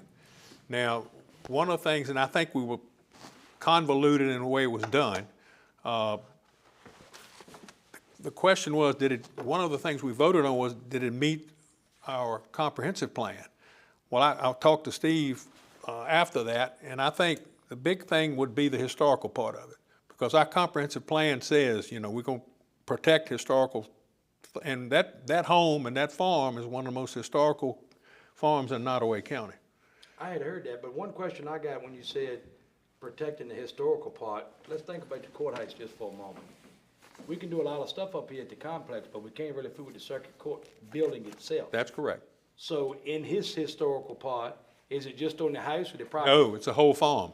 The whole farm? The whole farm. If you read, I've read the application that Ms. Agnew, not Ms. Leith, who wasn't Agnew, she's the one that put it in the conservation easement. And then the National Trust came in on top of that one. So there's like 2 or 3 different easements on that property. In a previous planning packet, there were copies of those historic deeds. Yeah, it's in there. It talks about agriculture, That's protecting when I said I agriculture. wasn't gonna go back and read each one of them deeds, because I couldn't hardly see it. Yeah, it was tiny. But it talked about, it's a farm, protected as a farm. But certainly, Mr. Haney, it is Haney, correct? Yes, that's correct. Mr. Haney would think that it could be doable, or he would never have requested it for it to start with. Unless he's gonna waste all his time doing it, and the National Historical Society says, no, you ain't gonna do it. Well, see, that's the other part of it. There's no clear commitment to it. That's why the Planning Commission had questions, How was the public? Well, one of the public speakers is back here. Was it much objecting to it, or was it any Well, support of it? Or? the president of Nottoway Historical Association came and spoke and very in opposition of it. Okay. Ms. Wooten back there said, you've got a written an ordinance, why don't you stick to what your ordinance says? So that was another comment. That was in regards of setbacks. That was in regard to setbacks, for one thing. The other thing was, one of the gentlemen who lives along 723 that borders that property, his concern, he had talked to his neighbors, were the view. He said, I don't want to step out my back door and nothing but. Well, the prison is to the. Well, that was a Look out the comment other made, Chief Shute made that comment. If you think about it, it's an intersection there that's crazy. We all know the traffic you get there. We're just talking about that today. If you look to the right, there's a prison. If you look straight ahead, there's VCBR. Look behind you is a dumpster. Well, to the left is a Nottoway County dumpster, and then you got Inverness sitting there. To me. I went to see Mr. Haney, and he showed me where, that's got some roll to it, depending on the height of the panels, the vegetation.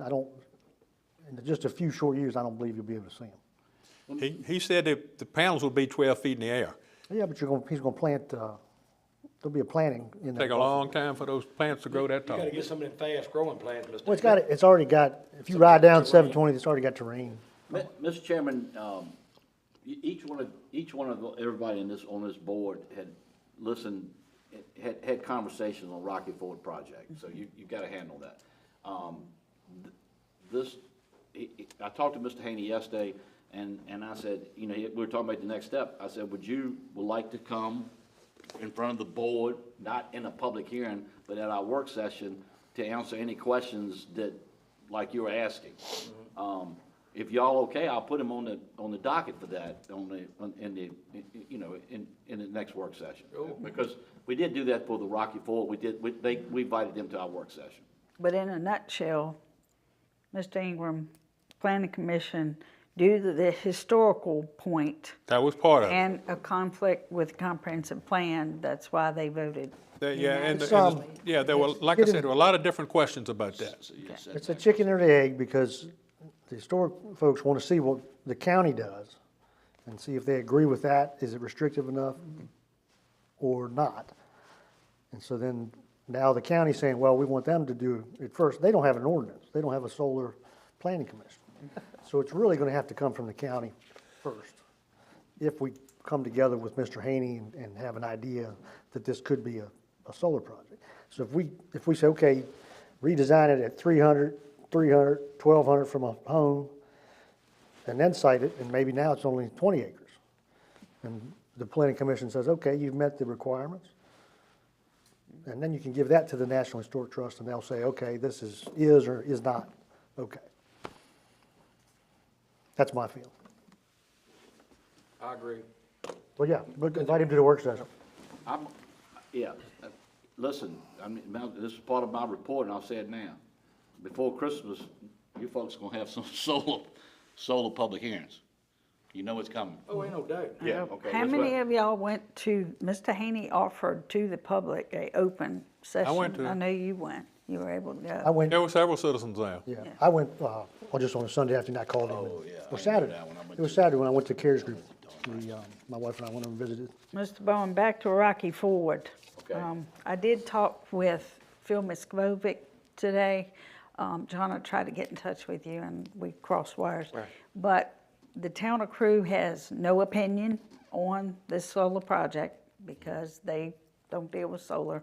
So his opinion for the town is no opinion. I called him and talked to him, and he has a meeting with you, I believe, and the engineer. Our concern, as we brought up in our work session, was the FEMA floodplain that goes along Lazaretta Creek, that is the town of Crew's water supply. The engineer that night at our work session gave a very viable response, but Phil is going to meet with you, I believe, and that engineer and get some discussion going on to see what the town of Crew's engineer feels on that issue as well. And I apologize to him. I used the term, I said, you know, you're talking about the transmission station. I said, you know, Crew is taking that over. And I shouldn't have used that verbiage. I didn't mean it that way. Because that was all about that boundary line adjustment. And that's coming up too, that we need to get that clarified. So anyway. And to the general public, if you did see the work session, this project has grown exponentially. There Yes. are more than one party now, there are several. But it's a good project in some aspects. Our biggest concern on mine is the town of Crew water supply. Right. So I think once we have that meeting with the engineers to see, but like I said, Phil wanted to make sure that everybody understood that the town does not have a full opinion on solar itself, but they're willing to work with us to get answers. Yeah, I met with him Saturday evening. So, Okay. yeah, so, same thing. Okay. We got that covered? I think so. We'll see Mr. Haney at the work session in September. All right, next four items, Mr. Rourke, you had personal property tax elimination. Was that part of the emergency squad discussion? No, that was, Okay.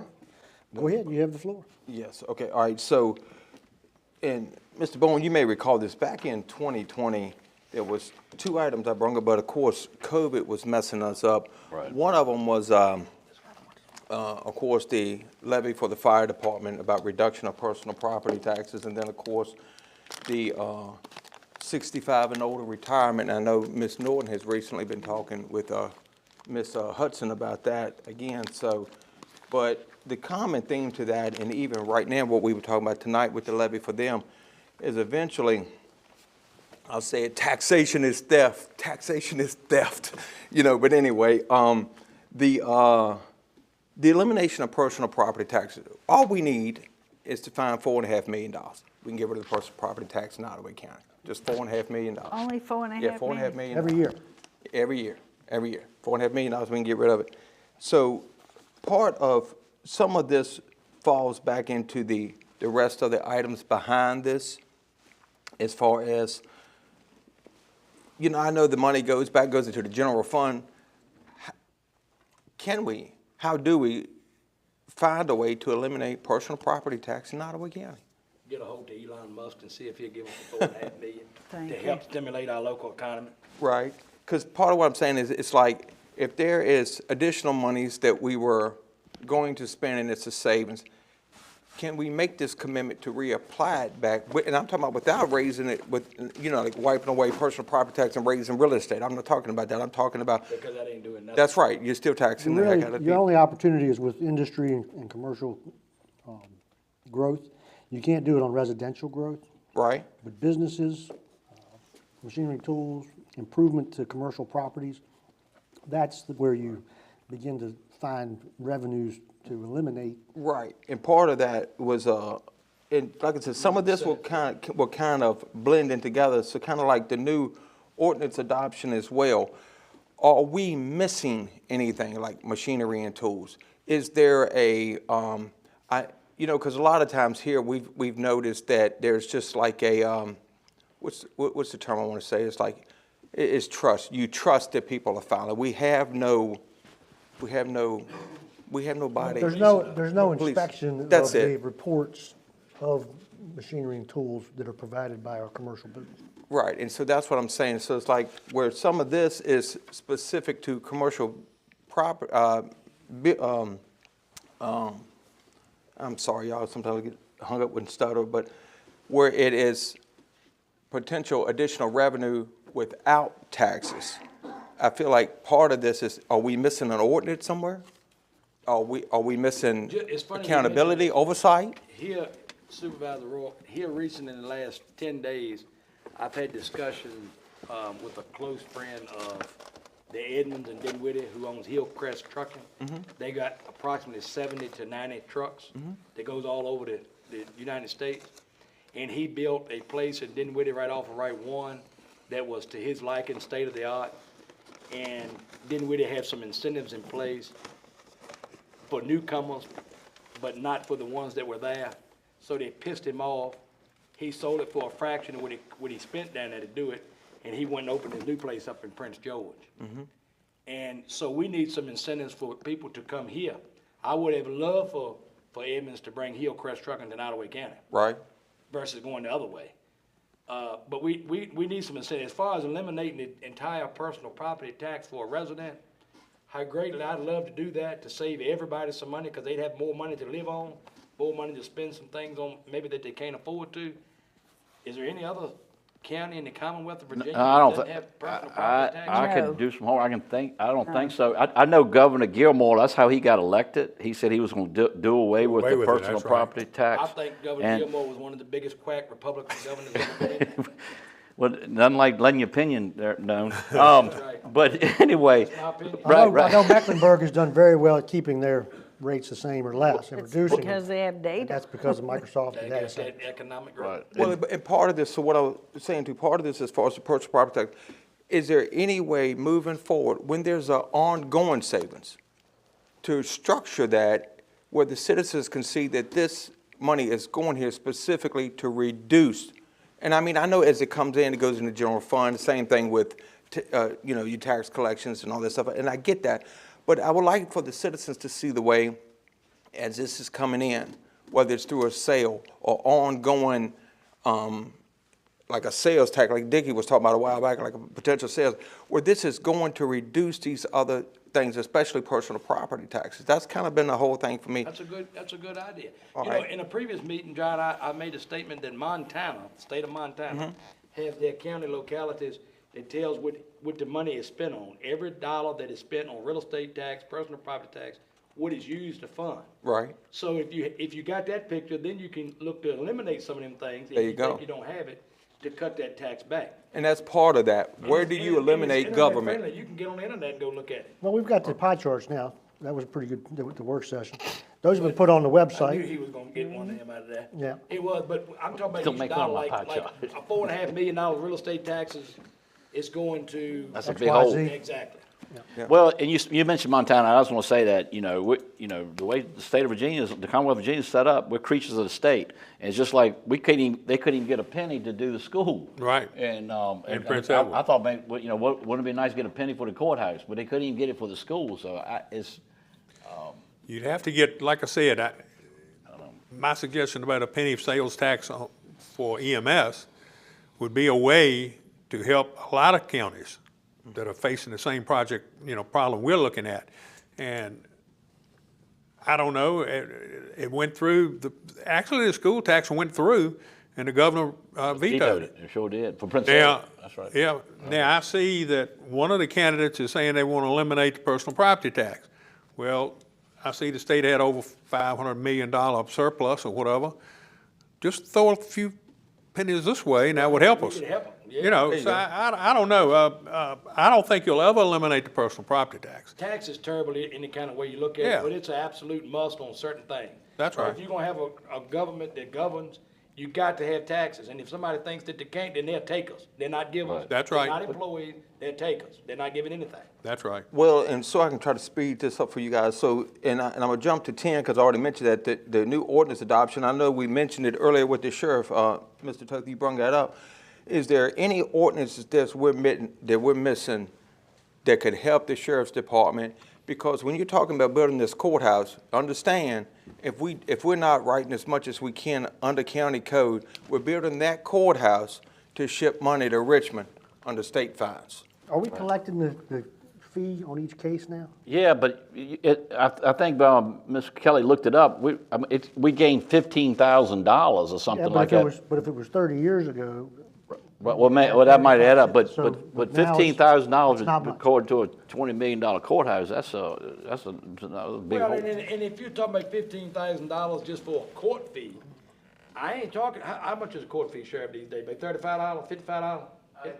Somewhere like that, depending on the crime too. I mean, it was a good catch. I mean, don't get it wrong. But if we adopt the Virginia code under any traffic violation, if Virginia code has got it and the county of Nottoway adopts that code, we get 100% of their proceeds from that ticket, from that fine. But you're also opening yourself to paying for lawyers. Depending on what the offense is. Now, if it's a felony that is subject to a court-appointed attorney, we don't want to write it under the county. That's right, it's misdemeanor. You want to focus on the misdemeanor You stuff. want to focus on the misdemeanor, not the big ones that could substantiate a court-appointed attorney.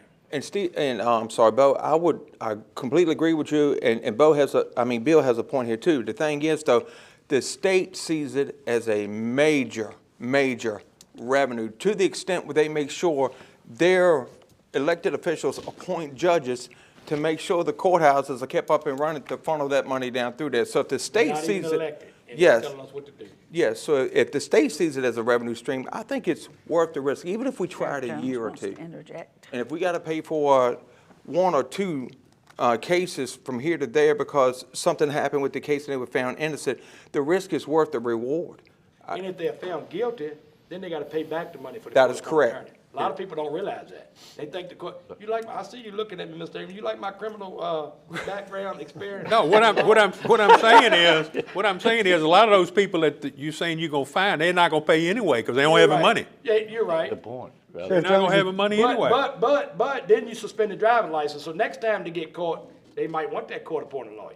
Because they're trying to suspend the driving license because they didn't pay the court fine and the fee. Because I just want to make sure if the sheriff knows of anything else that we can install, that they get that tool to help us as well. That's a good point. Well, y'all hit on the point that I was going to address real quick. Sometimes that the officer will be out there side the road writing the ticket, and we don't know that this person has committed 3 other offenses. When he gets to court, it's upgraded, and he needs a lawyer. That happens a lot. But again, like I said, if the county's fine with sometimes having to pay for that lawyer, then I'm fine with it. Well, let me think. If it's upgraded, so when a call comes in and an officer, state trooper or deputy makes a road check, in his determination of writing a ticket or possibly giving them a warning and letting them go is gonna be, what's the number y'all use when you ask what their driving record is on the radio? Whatever it is. But anyway, they wanna know what the driving record is. That's stuff that's been adjudicated and finished. You don't know about he got 3 tickets coming down through the county. Like if you run somebody's license, all it's gonna tell you is suspended, how many times you've been suspended. You can run a QT, what they call a QT, and find out everything about them, but generally that's in the later stages of things. You don't do that at every stop. Okay. And again, like I said, somebody could get a ticket in Dinwiddie today, get one in Nottoway tomorrow, and get one in Amelia the next day, and when they come to court, all of them are caught up. And, but So again, then like I it- said, then it becomes a great offense, but that's, if it's a traffic violation, other than like a drug or DUI. drug or something. But if it's a simple traffic ticket violation, it would never qualify unless it's Exactly. multiple record drive. It Exactly. would never qualify for a felon anyway. Yeah. All right. Even a DUI is not a felon unless Okay. it's number 3. Only time they qualify for an attorney. He is told you when how they many get deputies he jail had. time. It depends on the charge. It can be a misdemeanor, but if you can get jail time, you can qualify for an For a attorney. court-appointed attorney. All right, so the other part on the ordinance adoption was to see if the county needs and should adopt an ordinance, or is it required until we get one, for a hospital or a standalone ER? And also, I would like to ask y'all, while we're considering this, would the board be interested in looking into if the county, because I'm not sure of the process, it takes about 5 years to do a study to see if a hospital is needed. So I don't know if that's initiated from a county or city or town aspect, or if it's like HBCA or somebody like that that would I initially would say it's start. probably the Virginia Department of Health, I would think. Yeah, so if we could do that, I'd like to explore that option, but I can't think of the little traveling I've done all my life across the Commonwealth that any county with 15 or 18,000 population got a hospital. Unless it is one in Lexington that's really outdated. no, I'm not talking about county owned, I'm talking about, see, you have to. I understand what you're saying. Okay. You want a hospital, if we qualify to have one, if a hospital, VCU, or somebody's interested in coming to our locality, I don't know if they're gonna come to a 15, 18,000. Well, if it's VCU, you're not gonna get any money anyway, because they're with the state. That's right. Yeah, and see, the only thing I was thinking is But because, we're gonna get some money from them employees in there stopping at the gas station. Hopefully. well, you think about what generates around a hospital or standalone ER, you get a Wawa, something like that. Oh, yeah. You see what I'm saying? So that's the reason why I was, I'd stay standalone EI, we got a better chance. it would be, especially if you got something like a 20-bed one, then all your ambulances are running to that thing, and Steve has got some work on that, but we're not gonna get too deep into that right now. But anyway, so the other part was the county investment process dealing with this. So is it just the treasurer alone that does the investments, or can the board say, look, we want to do this as well? The Code of Virginia states that that's the treasurer's responsibility. I mean, I understand, yes, ma'am. I But understand. he's asking, and I see he's asking, can we direct the treasurer as to how we want the citizens' money invested? No, we cannot. As a Or board, can I we- would say we could. Yeah, or if not, or can Like knowing the we code. have money invested You know, somewhere else, Terry's right even there, why throughout don't we the. ask him? So it could be either or then. I don't know. I've never been asked that question. I suspect that Daphne is correct. I think that is probably the treasurer's prerogative under the Virginia Code to manage the money of the county. And I, for a wide variety of reasons, I seriously doubt that the board can direct the treasurer as to how to do that. I would think that there would be some safeguards against that. Get a board that, quite frankly, could give terrible advice. And the treasurer is an elected official. Right. Right. The county has put this person there for a reason. Yeah, but that one person that's putting an elected person, you got one person that could be a terrible person versus 5 elected people that could be terrible people. I think that's certainly an argument. I suspect that, without having looked into the issue, just knowing the role of a county treasurer, I suspect. It's stated in our supervisor manual, which I usually bring, and I didn't bring tonight, but 2, if you go back, nobody has ever invested money other than the treasurer for this county, and I'm sure they were And that's the told reason what why I to was do. asking, can the board, not direct the treasurer, but can the board make a decision to invest in I tell you something? what, you get a long way by asking a 40-year-old county administrator that question. Now, he can answer it off his cuff. Probably. All right. The last point I got here was the courthouse limitation, guys. All right, so, I'm done. I touched on this back this past Thursday, and the bottom line is right now, the way this is, we saw what the VML VACO finance people were telling us. I mean, they started with a number of 25 million. Now, that was just a number, then that was just a number, but that's the number they did throw out to the public here. So again, that's why I'm just asking the board to consider it. I mean, we put a cap on solar revenue coming into this county.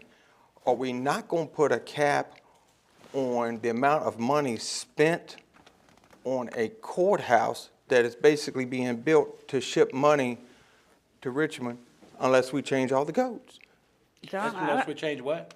Unless we're doing everything under the codes like the sheriff was talking about, you know. I don't think we can put a cap on it because there is a list of things that is required, and we Yes. don't know what that's gonna cost. have to have. And in order to fulfill the commitment to the order, we have to spend that money for those things, and we don't know what it's gonna cost.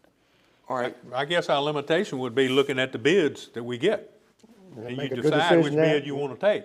And that's your limitation. You can say, hey, this one's too much, we're not going to spend this much money. This one looks make more sense, it's going to get us everything we need. So, I don't think we can set a limitation. You can't say, well, we're not going to spend $5 million on a courthouse. Ain't no way. well, all right, so like what I was saying earlier, $4.5 million gets rid of personal property taxes in the whole county, just $4.5 million.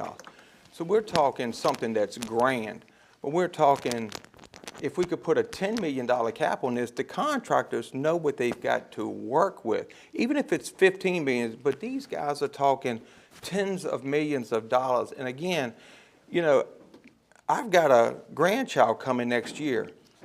That grandchild is, like I was telling y'all at the last month's meeting, a child that's not even born can be born the next year, 2 or 3, and that child can grow up here, go through school, graduate, go to college, graduate, come back here, start a job, start a family, and then that whole time, their whole life be paying for a courthouse. You know what, John? I say to that, if we'd addressed it a long time ago when they did that study, it's been what, 2000, when was it, Steve? 9? Yeah, so If we'd addressed some of those things then, we wouldn't be having this discussion now. It is what it is. We're gonna try to our best ability to keep it down as much as we can, but we can't go backwards. We gotta go forward. Well, you just went backwards blaming somebody else. So what I'm talking about is moving forward, putting a cap on this so the citizens don't eat hundreds of $500 a thousands. square foot, The potential, 550, I think, potential. Well, we're talking new. We shouldn't be Partly discussing new, numbers. no, we should not be be. discussing numbers. That's All what right, I, we should that's not what I be just wrote down. Okay, so we understand your intent, Mr. Rourke? Talk about numbers of any proposals is what I mean. No, I'm talking the Not the numbers that cap, I ain't VACO talking and about that. VML Right, you said gave. they publicly said that, yeah. Right. You said that. Yeah, the But I was VACO talking and about other Yeah. reference number. So, I mean. All right, we understand your intent, Mr. Rourke, is to save the citizens money and try to control the cost I of think we're all going to do that. the courthouse. Yeah, and I see his concern and I respect it, but it's just, I mean, just like we was talking about the sheriff, that could potentially be, I'm just guessing, I'm no contractor, and I've not heard no figure specific to that, but that could be 5 to 10 million, just for the sheriff's office. Yeah, For the and- sheriff. and- Now, me and you, John, we could build it for 250,000, and he would love it. Right. But that, you know how government works, man, just like the school, what they cost, Well, and how they designed that. Right, and my last 2 quick points is, I'll still go back to this. Even if we build a $50 million complex, what you gonna do with that building that they say needs all these upgrades? You still gonna sink the money into it. Why not sink the money into the existing building and be done with it? And tell them, this is what you've got to work with, and just be done with it. Well, that, you remember that was part of our discussion, is Right. renovating the clerk's office and saving a lot of money, because it's already on the roof. We don't have no mildew issue, and the 2 clerks are pretty well happy with what they got. They just need a little bit extra space and a little upgrade. So that's gonna eliminate a lot of money. But when you gotta construct a new place for the Commissioner of Revenue and the Treasurer to come back to the complex, that's automatic. Now, we may be able to put them in here. You know, it's an option, they can come in here and renovate this for them. And that second point I make, and please, guys, don't take this abrasive, but what I'm saying is, I think this board, we can do more than what we think we can do, or the limitations. So we need to think outside the box, and we do. Yeah. I do. And I mean, think about it. we just had 2 historical tax increases on the people. I think we can put a limit on this courthouse building. I mean, I don't want that to sound abrasive, but that's what happened, and I believe this is something we can do. Well, with the PPEA, that's gonna give them, I hope to see a lot of competition come in. I would love that. That makes a big difference. Yes, I That would makes a love big that. difference. Then it gets away from the government way of throwing money down a foxhole when you got another competitor that really wants it, unless they collude and get together and split up some stuff, but they don't generally do that. I digress. Mr. Chairman, thank y'all. All right. We had an addition, J11. This is T and H leases. Yes, sir, so. We had something that didn't happen. Right, so this company right here, T&H, they do the maintenance work for Fast C. They're looking for more than just a month to month. I'm just asking, can I do a 6 months to February? Looks like, and we're talking to 2 buildings, is over $3,000. Again, they're upset because I have not fixed the roof. The roof we've patched it and patched it. To replace it is around by $35,000. And we need to figure out what we're gonna do with that property, but hopefully we'll know something soon. So you're requesting 6 months. just permission or a motion? Do you want a motion? Yeah, I'd like to get a motion to give me the I'd like a authority to motion do a to 6 give month, the because I know you administrator gave me authority. direction to do a month. Okay. I'd like the motion to give the administrator authority to rent building 2349 and building 1279B for 6 months to the existing occupant T&H Services. Mr. Chairman, I make a motion for what he said. Okay? Need a second? Thank you. I'll second it. All in favor? Aye. And they're working there on Fast C already, so Right. they've got security clearances. Thank you, Mr. Chairman. Thank you, board. All right, that's all for new business, Mr. All Chairman. right, we'll go into consent items. Everybody check section K to see if you made any notes for yourselves. All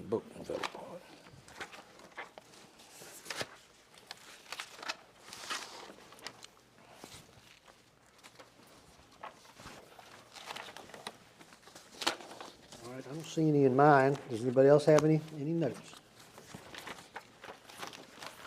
I think it's consent items.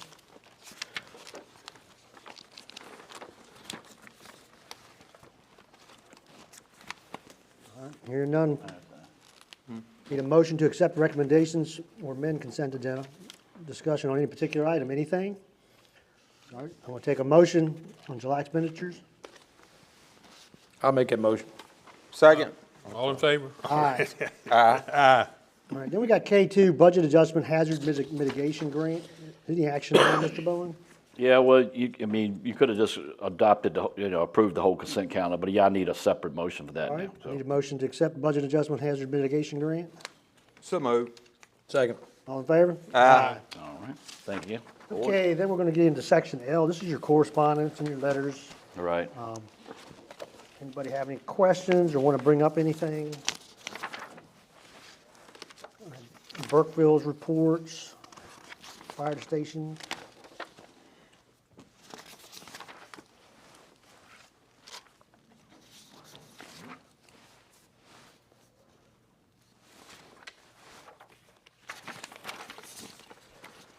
John, I think you read, I don't know if you read what Central's putting a $5 million expansion of their emergency room. Mm-hmm. I don't think they're coming to Nottoway. Right. There was another community solar meeting. This was the Burke Junction Solar. That's Hexagon. That was on July 22nd. Did anybody attend that one? I did. Yeah. Yeah, I attended that one I too. did. Did we have some citizens that went? Yes. Quite a few citizens. Okay. Very positive meeting, a lot of information. They had about as many solar people as they had citizens. Well, the citizens had the opportunity, so that's what those are for. All right, I'd like a motion to accept correspondence information items. Yeah, you don't need that, Don't Mr. need a Chairman. motion? No, Okay. no, sir. All right, we'll move on. County Administrator report. Just one thing, Ms. Norton had brought it up tonight, and I pulled blew the dust off that space use report that they done in, I think it was 2018, Ms. Norton, I think I'm right. Anyway, mostly with that report, if you read that pretty in-depth, it was about the staff more than it was in other words, the inadequate space. And so really by moving the Commissioner of Revenue and the Treasurer right now to where you put them, you're really trying to follow that report. So it kind of gives you how much square footage is needed. And I just want to share that to say you're not off track from that report, okay? And I know that's important because you just don't want to waste, you know. And once you get into the PPEA, once you choose someone, you know, share that report with them, let them look at it, see, you know, anyway. So you stay on track. Anyway, because I know you get a lot of criticism. We got a lot of criticism when you hire somebody or you do a study and then you don't do anything with the study. Right. So I just want you to know we'll do that. Mr. Bowman, Mr. Chairman, back on the committee reports, it completely skipped my mind about our meeting with the rescue squad. Can we give an update on that? Because Mr. Bowman attended that with us. Yeah, we'll back up. So we're going I'd back like to do that. We're going back to IF. This is committee reports. So this is the Mr. Toth and Mr. Rourke are on the executive board for the Nottoway County Emergency Squad. So I wasn't able to attend the last one. I did call Steve, and he filled me in on much of what was said. And then I had a couple questions for David Williams, and I talked to him on Tuesday, and I had to go before I got them all answered, but he was answering them pretty collectively. And then John and I, we met with the Burkefield EMS, and so we're diligently looking to make it more feasible and better for the citizen service here in the county. Right. One thing that I can say, they're using the tools that we provided them with as far as this levy money a month. And I did not attend that meeting you guys were at, but I learned that the money was intended from my position to have another staff on 24 hours a day, 7 days a week. Right. And that has not been the case, though they have been meeting the needs.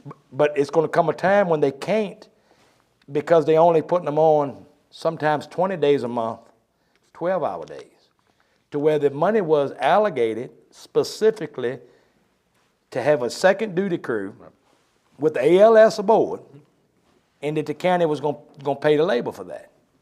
Now, and so what did y'all gather out of that meeting? I still got to follow up with David Williams, and he's been very, very helpful in answering my questions and assisting me with this over the last couple of days. well, and I'll put it like this, and if I don't think because what I got out of there, they said we could say it all, pretty much. Yeah, we did. They did. So it's not if, but when the county, this moves over to the county at this point. And just so you know, the target's going to be right now. We got to figure out, when you talk about volunteers, and there are two of them set right there, talking about the value of the volunteers. People were shocked at where this has gone with the request of the squad right now. It's nothing. 3 units. We're going to have to start budgeting. It's $2,250,000. It's $750,000 per unit, 24/7, 7 days a week. That's $365. That is the number we're going to have to start budgeting for to make sure we got 3 units. Now, in the meantime, you still have revenue recovery and stuff like that. I was just going to bring it up. Yeah, but with that, Burkeville's offering all the help that they can get as far as their unit. So it may be only 1.5 that we need to try to figure out, because Burkeville's still going to be using their ability to do revenue recovery, running their squad. But here's the thing, when the revenue recovery runs out, what's it going to be then? Right now, it runs out completely? Yeah. No, I'm sorry, not the revenue recovery. I'm sorry. When the ability to have, if you don't have full revenue recovery, if you don't have it, the cost to the citizens right now is $2,250,000. That's only going to grow to have 3 units, and that's what we need right now. 3 units, 24/7. That's what we have to have. But the numbers that I'm gathering are stinky. Yeah. They're not accurate. And I'm not talking about just from Burkefield or just from Nottoway EMS. Neither one of their numbers G-Haul. That's right. You can't tell me that it costs one X amount of dollars and the other one can do it for half that. That's right. Somebody's making some money or somebody's losing a heck of a lot more than what they report. Yeah, and we think some of that is coming clear because there's another request for potential another $38,000 to the other department. You're exactly right. And which they was not getting anything and supposedly making it pretty good until this levy took place, and they went from 25 to requested another 13. Yes. That's what I mean, don't make sense. Yeah, so some of and it's a lot of costs that's not even in there, such as insurance. It's a big expense. So, Mr. Chairman, one thing that came out of there too, that the gossip, well, I don't know, gossip, we call it social media, I don't know where it came from, but I point blank asked a question. I just want to make sure I understood. I said, you're not taking the $62,500 a month and making a nest egg. That was the terminology. Somebody had said, Right. mentioned that. And they said, no, they're not. And so to clarify too, just so that the public will know, we've sent them $62,500 for July and August. We sent them $125,000. We still have not sent them more than we have sent them in the past. We just have started it early. And when we cross that tipping point, which will be in February, and send them money that's covered of the budget, I think as me and Buddy was talking about, after February, then we're going to be sending more than what we budgeted for. Another thing I might make mention too is, nobody likes an audit. It's a lot of extra hassle. It's a lot of paperwork. It's a lot of headache. But I have had 4 citizens just in my district tell me you need to push for an audit. I've had about 6. Yep. And Same thing. I know that's hard to say that when you don't have any money now that you're gonna pay for an audit, but you would think if they spent was it $23,000 for the audit, or 2-year audit, or was it 40? I thought they said 40 something for Might have 2 been. years. 2 years worth of audit. Right. And then if we can get it done for $8,000, well, That did include 2024, It They went did what? to 23. The 23 was the second year. but 2024 has not been audited. So Other thing with that, if we do an audit, I think we go from the last month reconcile. So let's say Absolutely, year to start date. from the last month reconcile back. Yep. So let me remind you It would now. satify a lot of people's minds. All right, but so let me say this Even if to it you, wasted the because money. you're trying to treat everybody fair, right? Everybody wants everybody equal, right? You gotta do the other one too. Right. If Berkeley's we asking giving for them money, 30 if we they're gotta asking give for 30-some thousand, it's already been brought to my attention, then if you're gonna audit one, Mine too. you're gonna have to audit the other. I agree. All right. Well, another point, you talking about making sure everybody's treated fair. This has kind of gotten blown a little bit out of proportion with some of the citizens attacking some of the fire departments. The fire department has not asked for any additional money. Not even this any year. tax break. That's right. So they haven't They are asked kind for of their any own this. class of animal. I mean, when they go out, and I mean, it's a different deal. Them guys give a lot of time Right, yeah. to the county and has been doing it for a very long time, some of them. And even hats off to the new ones. And they're supportive of the levy for They obvious are. reasons, so to make sure that they can take care of the citizens. Right. But they have not asked for any additional money, so the levy going in place now, and I say this not to tell people to go attack anybody. This money is needed, period. If you want the sheriff office to have somebody answering dispatch calls, if you want the fire department to show up, if you want the squad to come pick you up when you're in peril, well, damn it, you got to pay for it. That's the exactly state's right. not providing that money for us. That's right. So health, safety, and welfare, I'll always stand by it. You know, it just has to happen. I agree. I think my little experience with Facebook and reading what people say, they say, what do we get for our money in Nottoway? Well, you just named it. There you go. But they don't understand that. They think, oh, we ought to have a Taj Mahal of a casino or something here. They want to go do something. Hey, that's a good idea. Stream of revenue right there. County Administrator finished his, that was That's it. Yes, went sir. back to IF. Are you guys, anything further on? I'm not sure, Mr. Chairman, Mr. Ingram was finished. I'm sorry. I'm serious. I'm not sure he was finished, Mr. Chairman. No, that's fine. I mean, I'm just saying, the citizens need to understand, my goal to be on this board is to provide the services that the citizens need, not to provide entertainment, not to provide something extra. The tax money should go for the citizens, for their safety and welfare. Agreed. Sorry about that, Mr. Chairman. Comments from members of the board? I just made mine. Okay. Vice Chairman Norton. I have talked with Mr. Schneff, and I'm going to have a town hall meeting mid-September. I'm looking at a date at the Crew Fire Department, and I've invited Mr. Rourke to come, but since we both cover that area. I've had 3 other town hall meetings, and it's about time we have one, and I want to maybe put to rest some misconceptions, take some of those pie charts and graphs and information about the levy, and I'll put it in the paper, and we'll get a date for that coming up. That's all I have. All right. Mr. Ingram, you were done? I'm done. Mr. Rourke? The only thing I say is, thank you guys for what y'all do, but more importantly, again, I'd like to say thank you to all our volunteers, the Sheriff's Department, all of our police officers. They put their lives in danger. They know what they're doing every day, that they may not return home. And I will say this, as long as I got a breath in my body and hold this seat, if there's anything our police officers need, I will stand behind them 100%. And to the officer that was injured, God bless you. And I'm glad you're home, brother. I'm glad you're home. Supervisor Toth?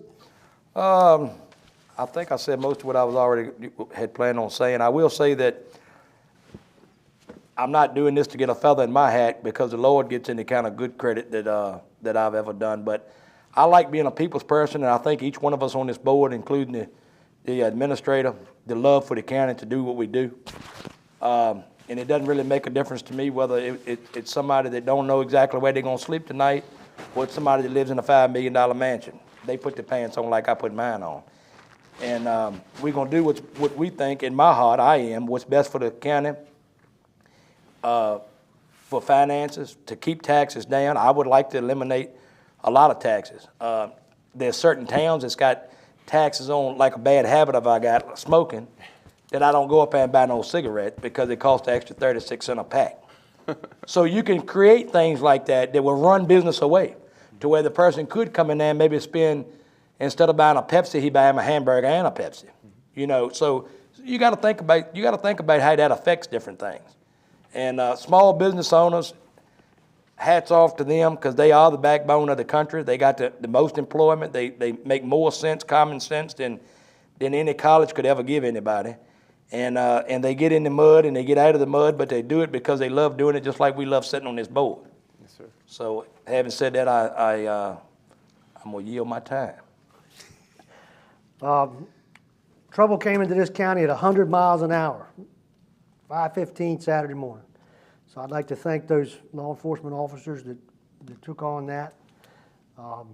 If you've never done it, the nature of that is it's adrenaline. You know the man was armed, and he got out with a gun. So thank you to the officers. I'm glad the deputy's okay and he's back home.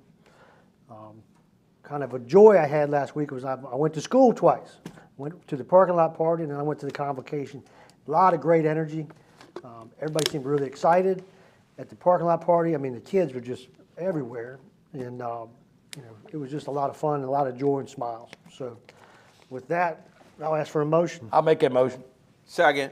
All in favor, stand up. Yes, sir. All right, picture time, picture time, picture time. Mic off. I wore high waters. I hope my high waters show in the picture. Andrew will keep the high water. And I should have said, I think my socks match. I should have said I was taking donations for shirts that fit my fat neck that I can get my towel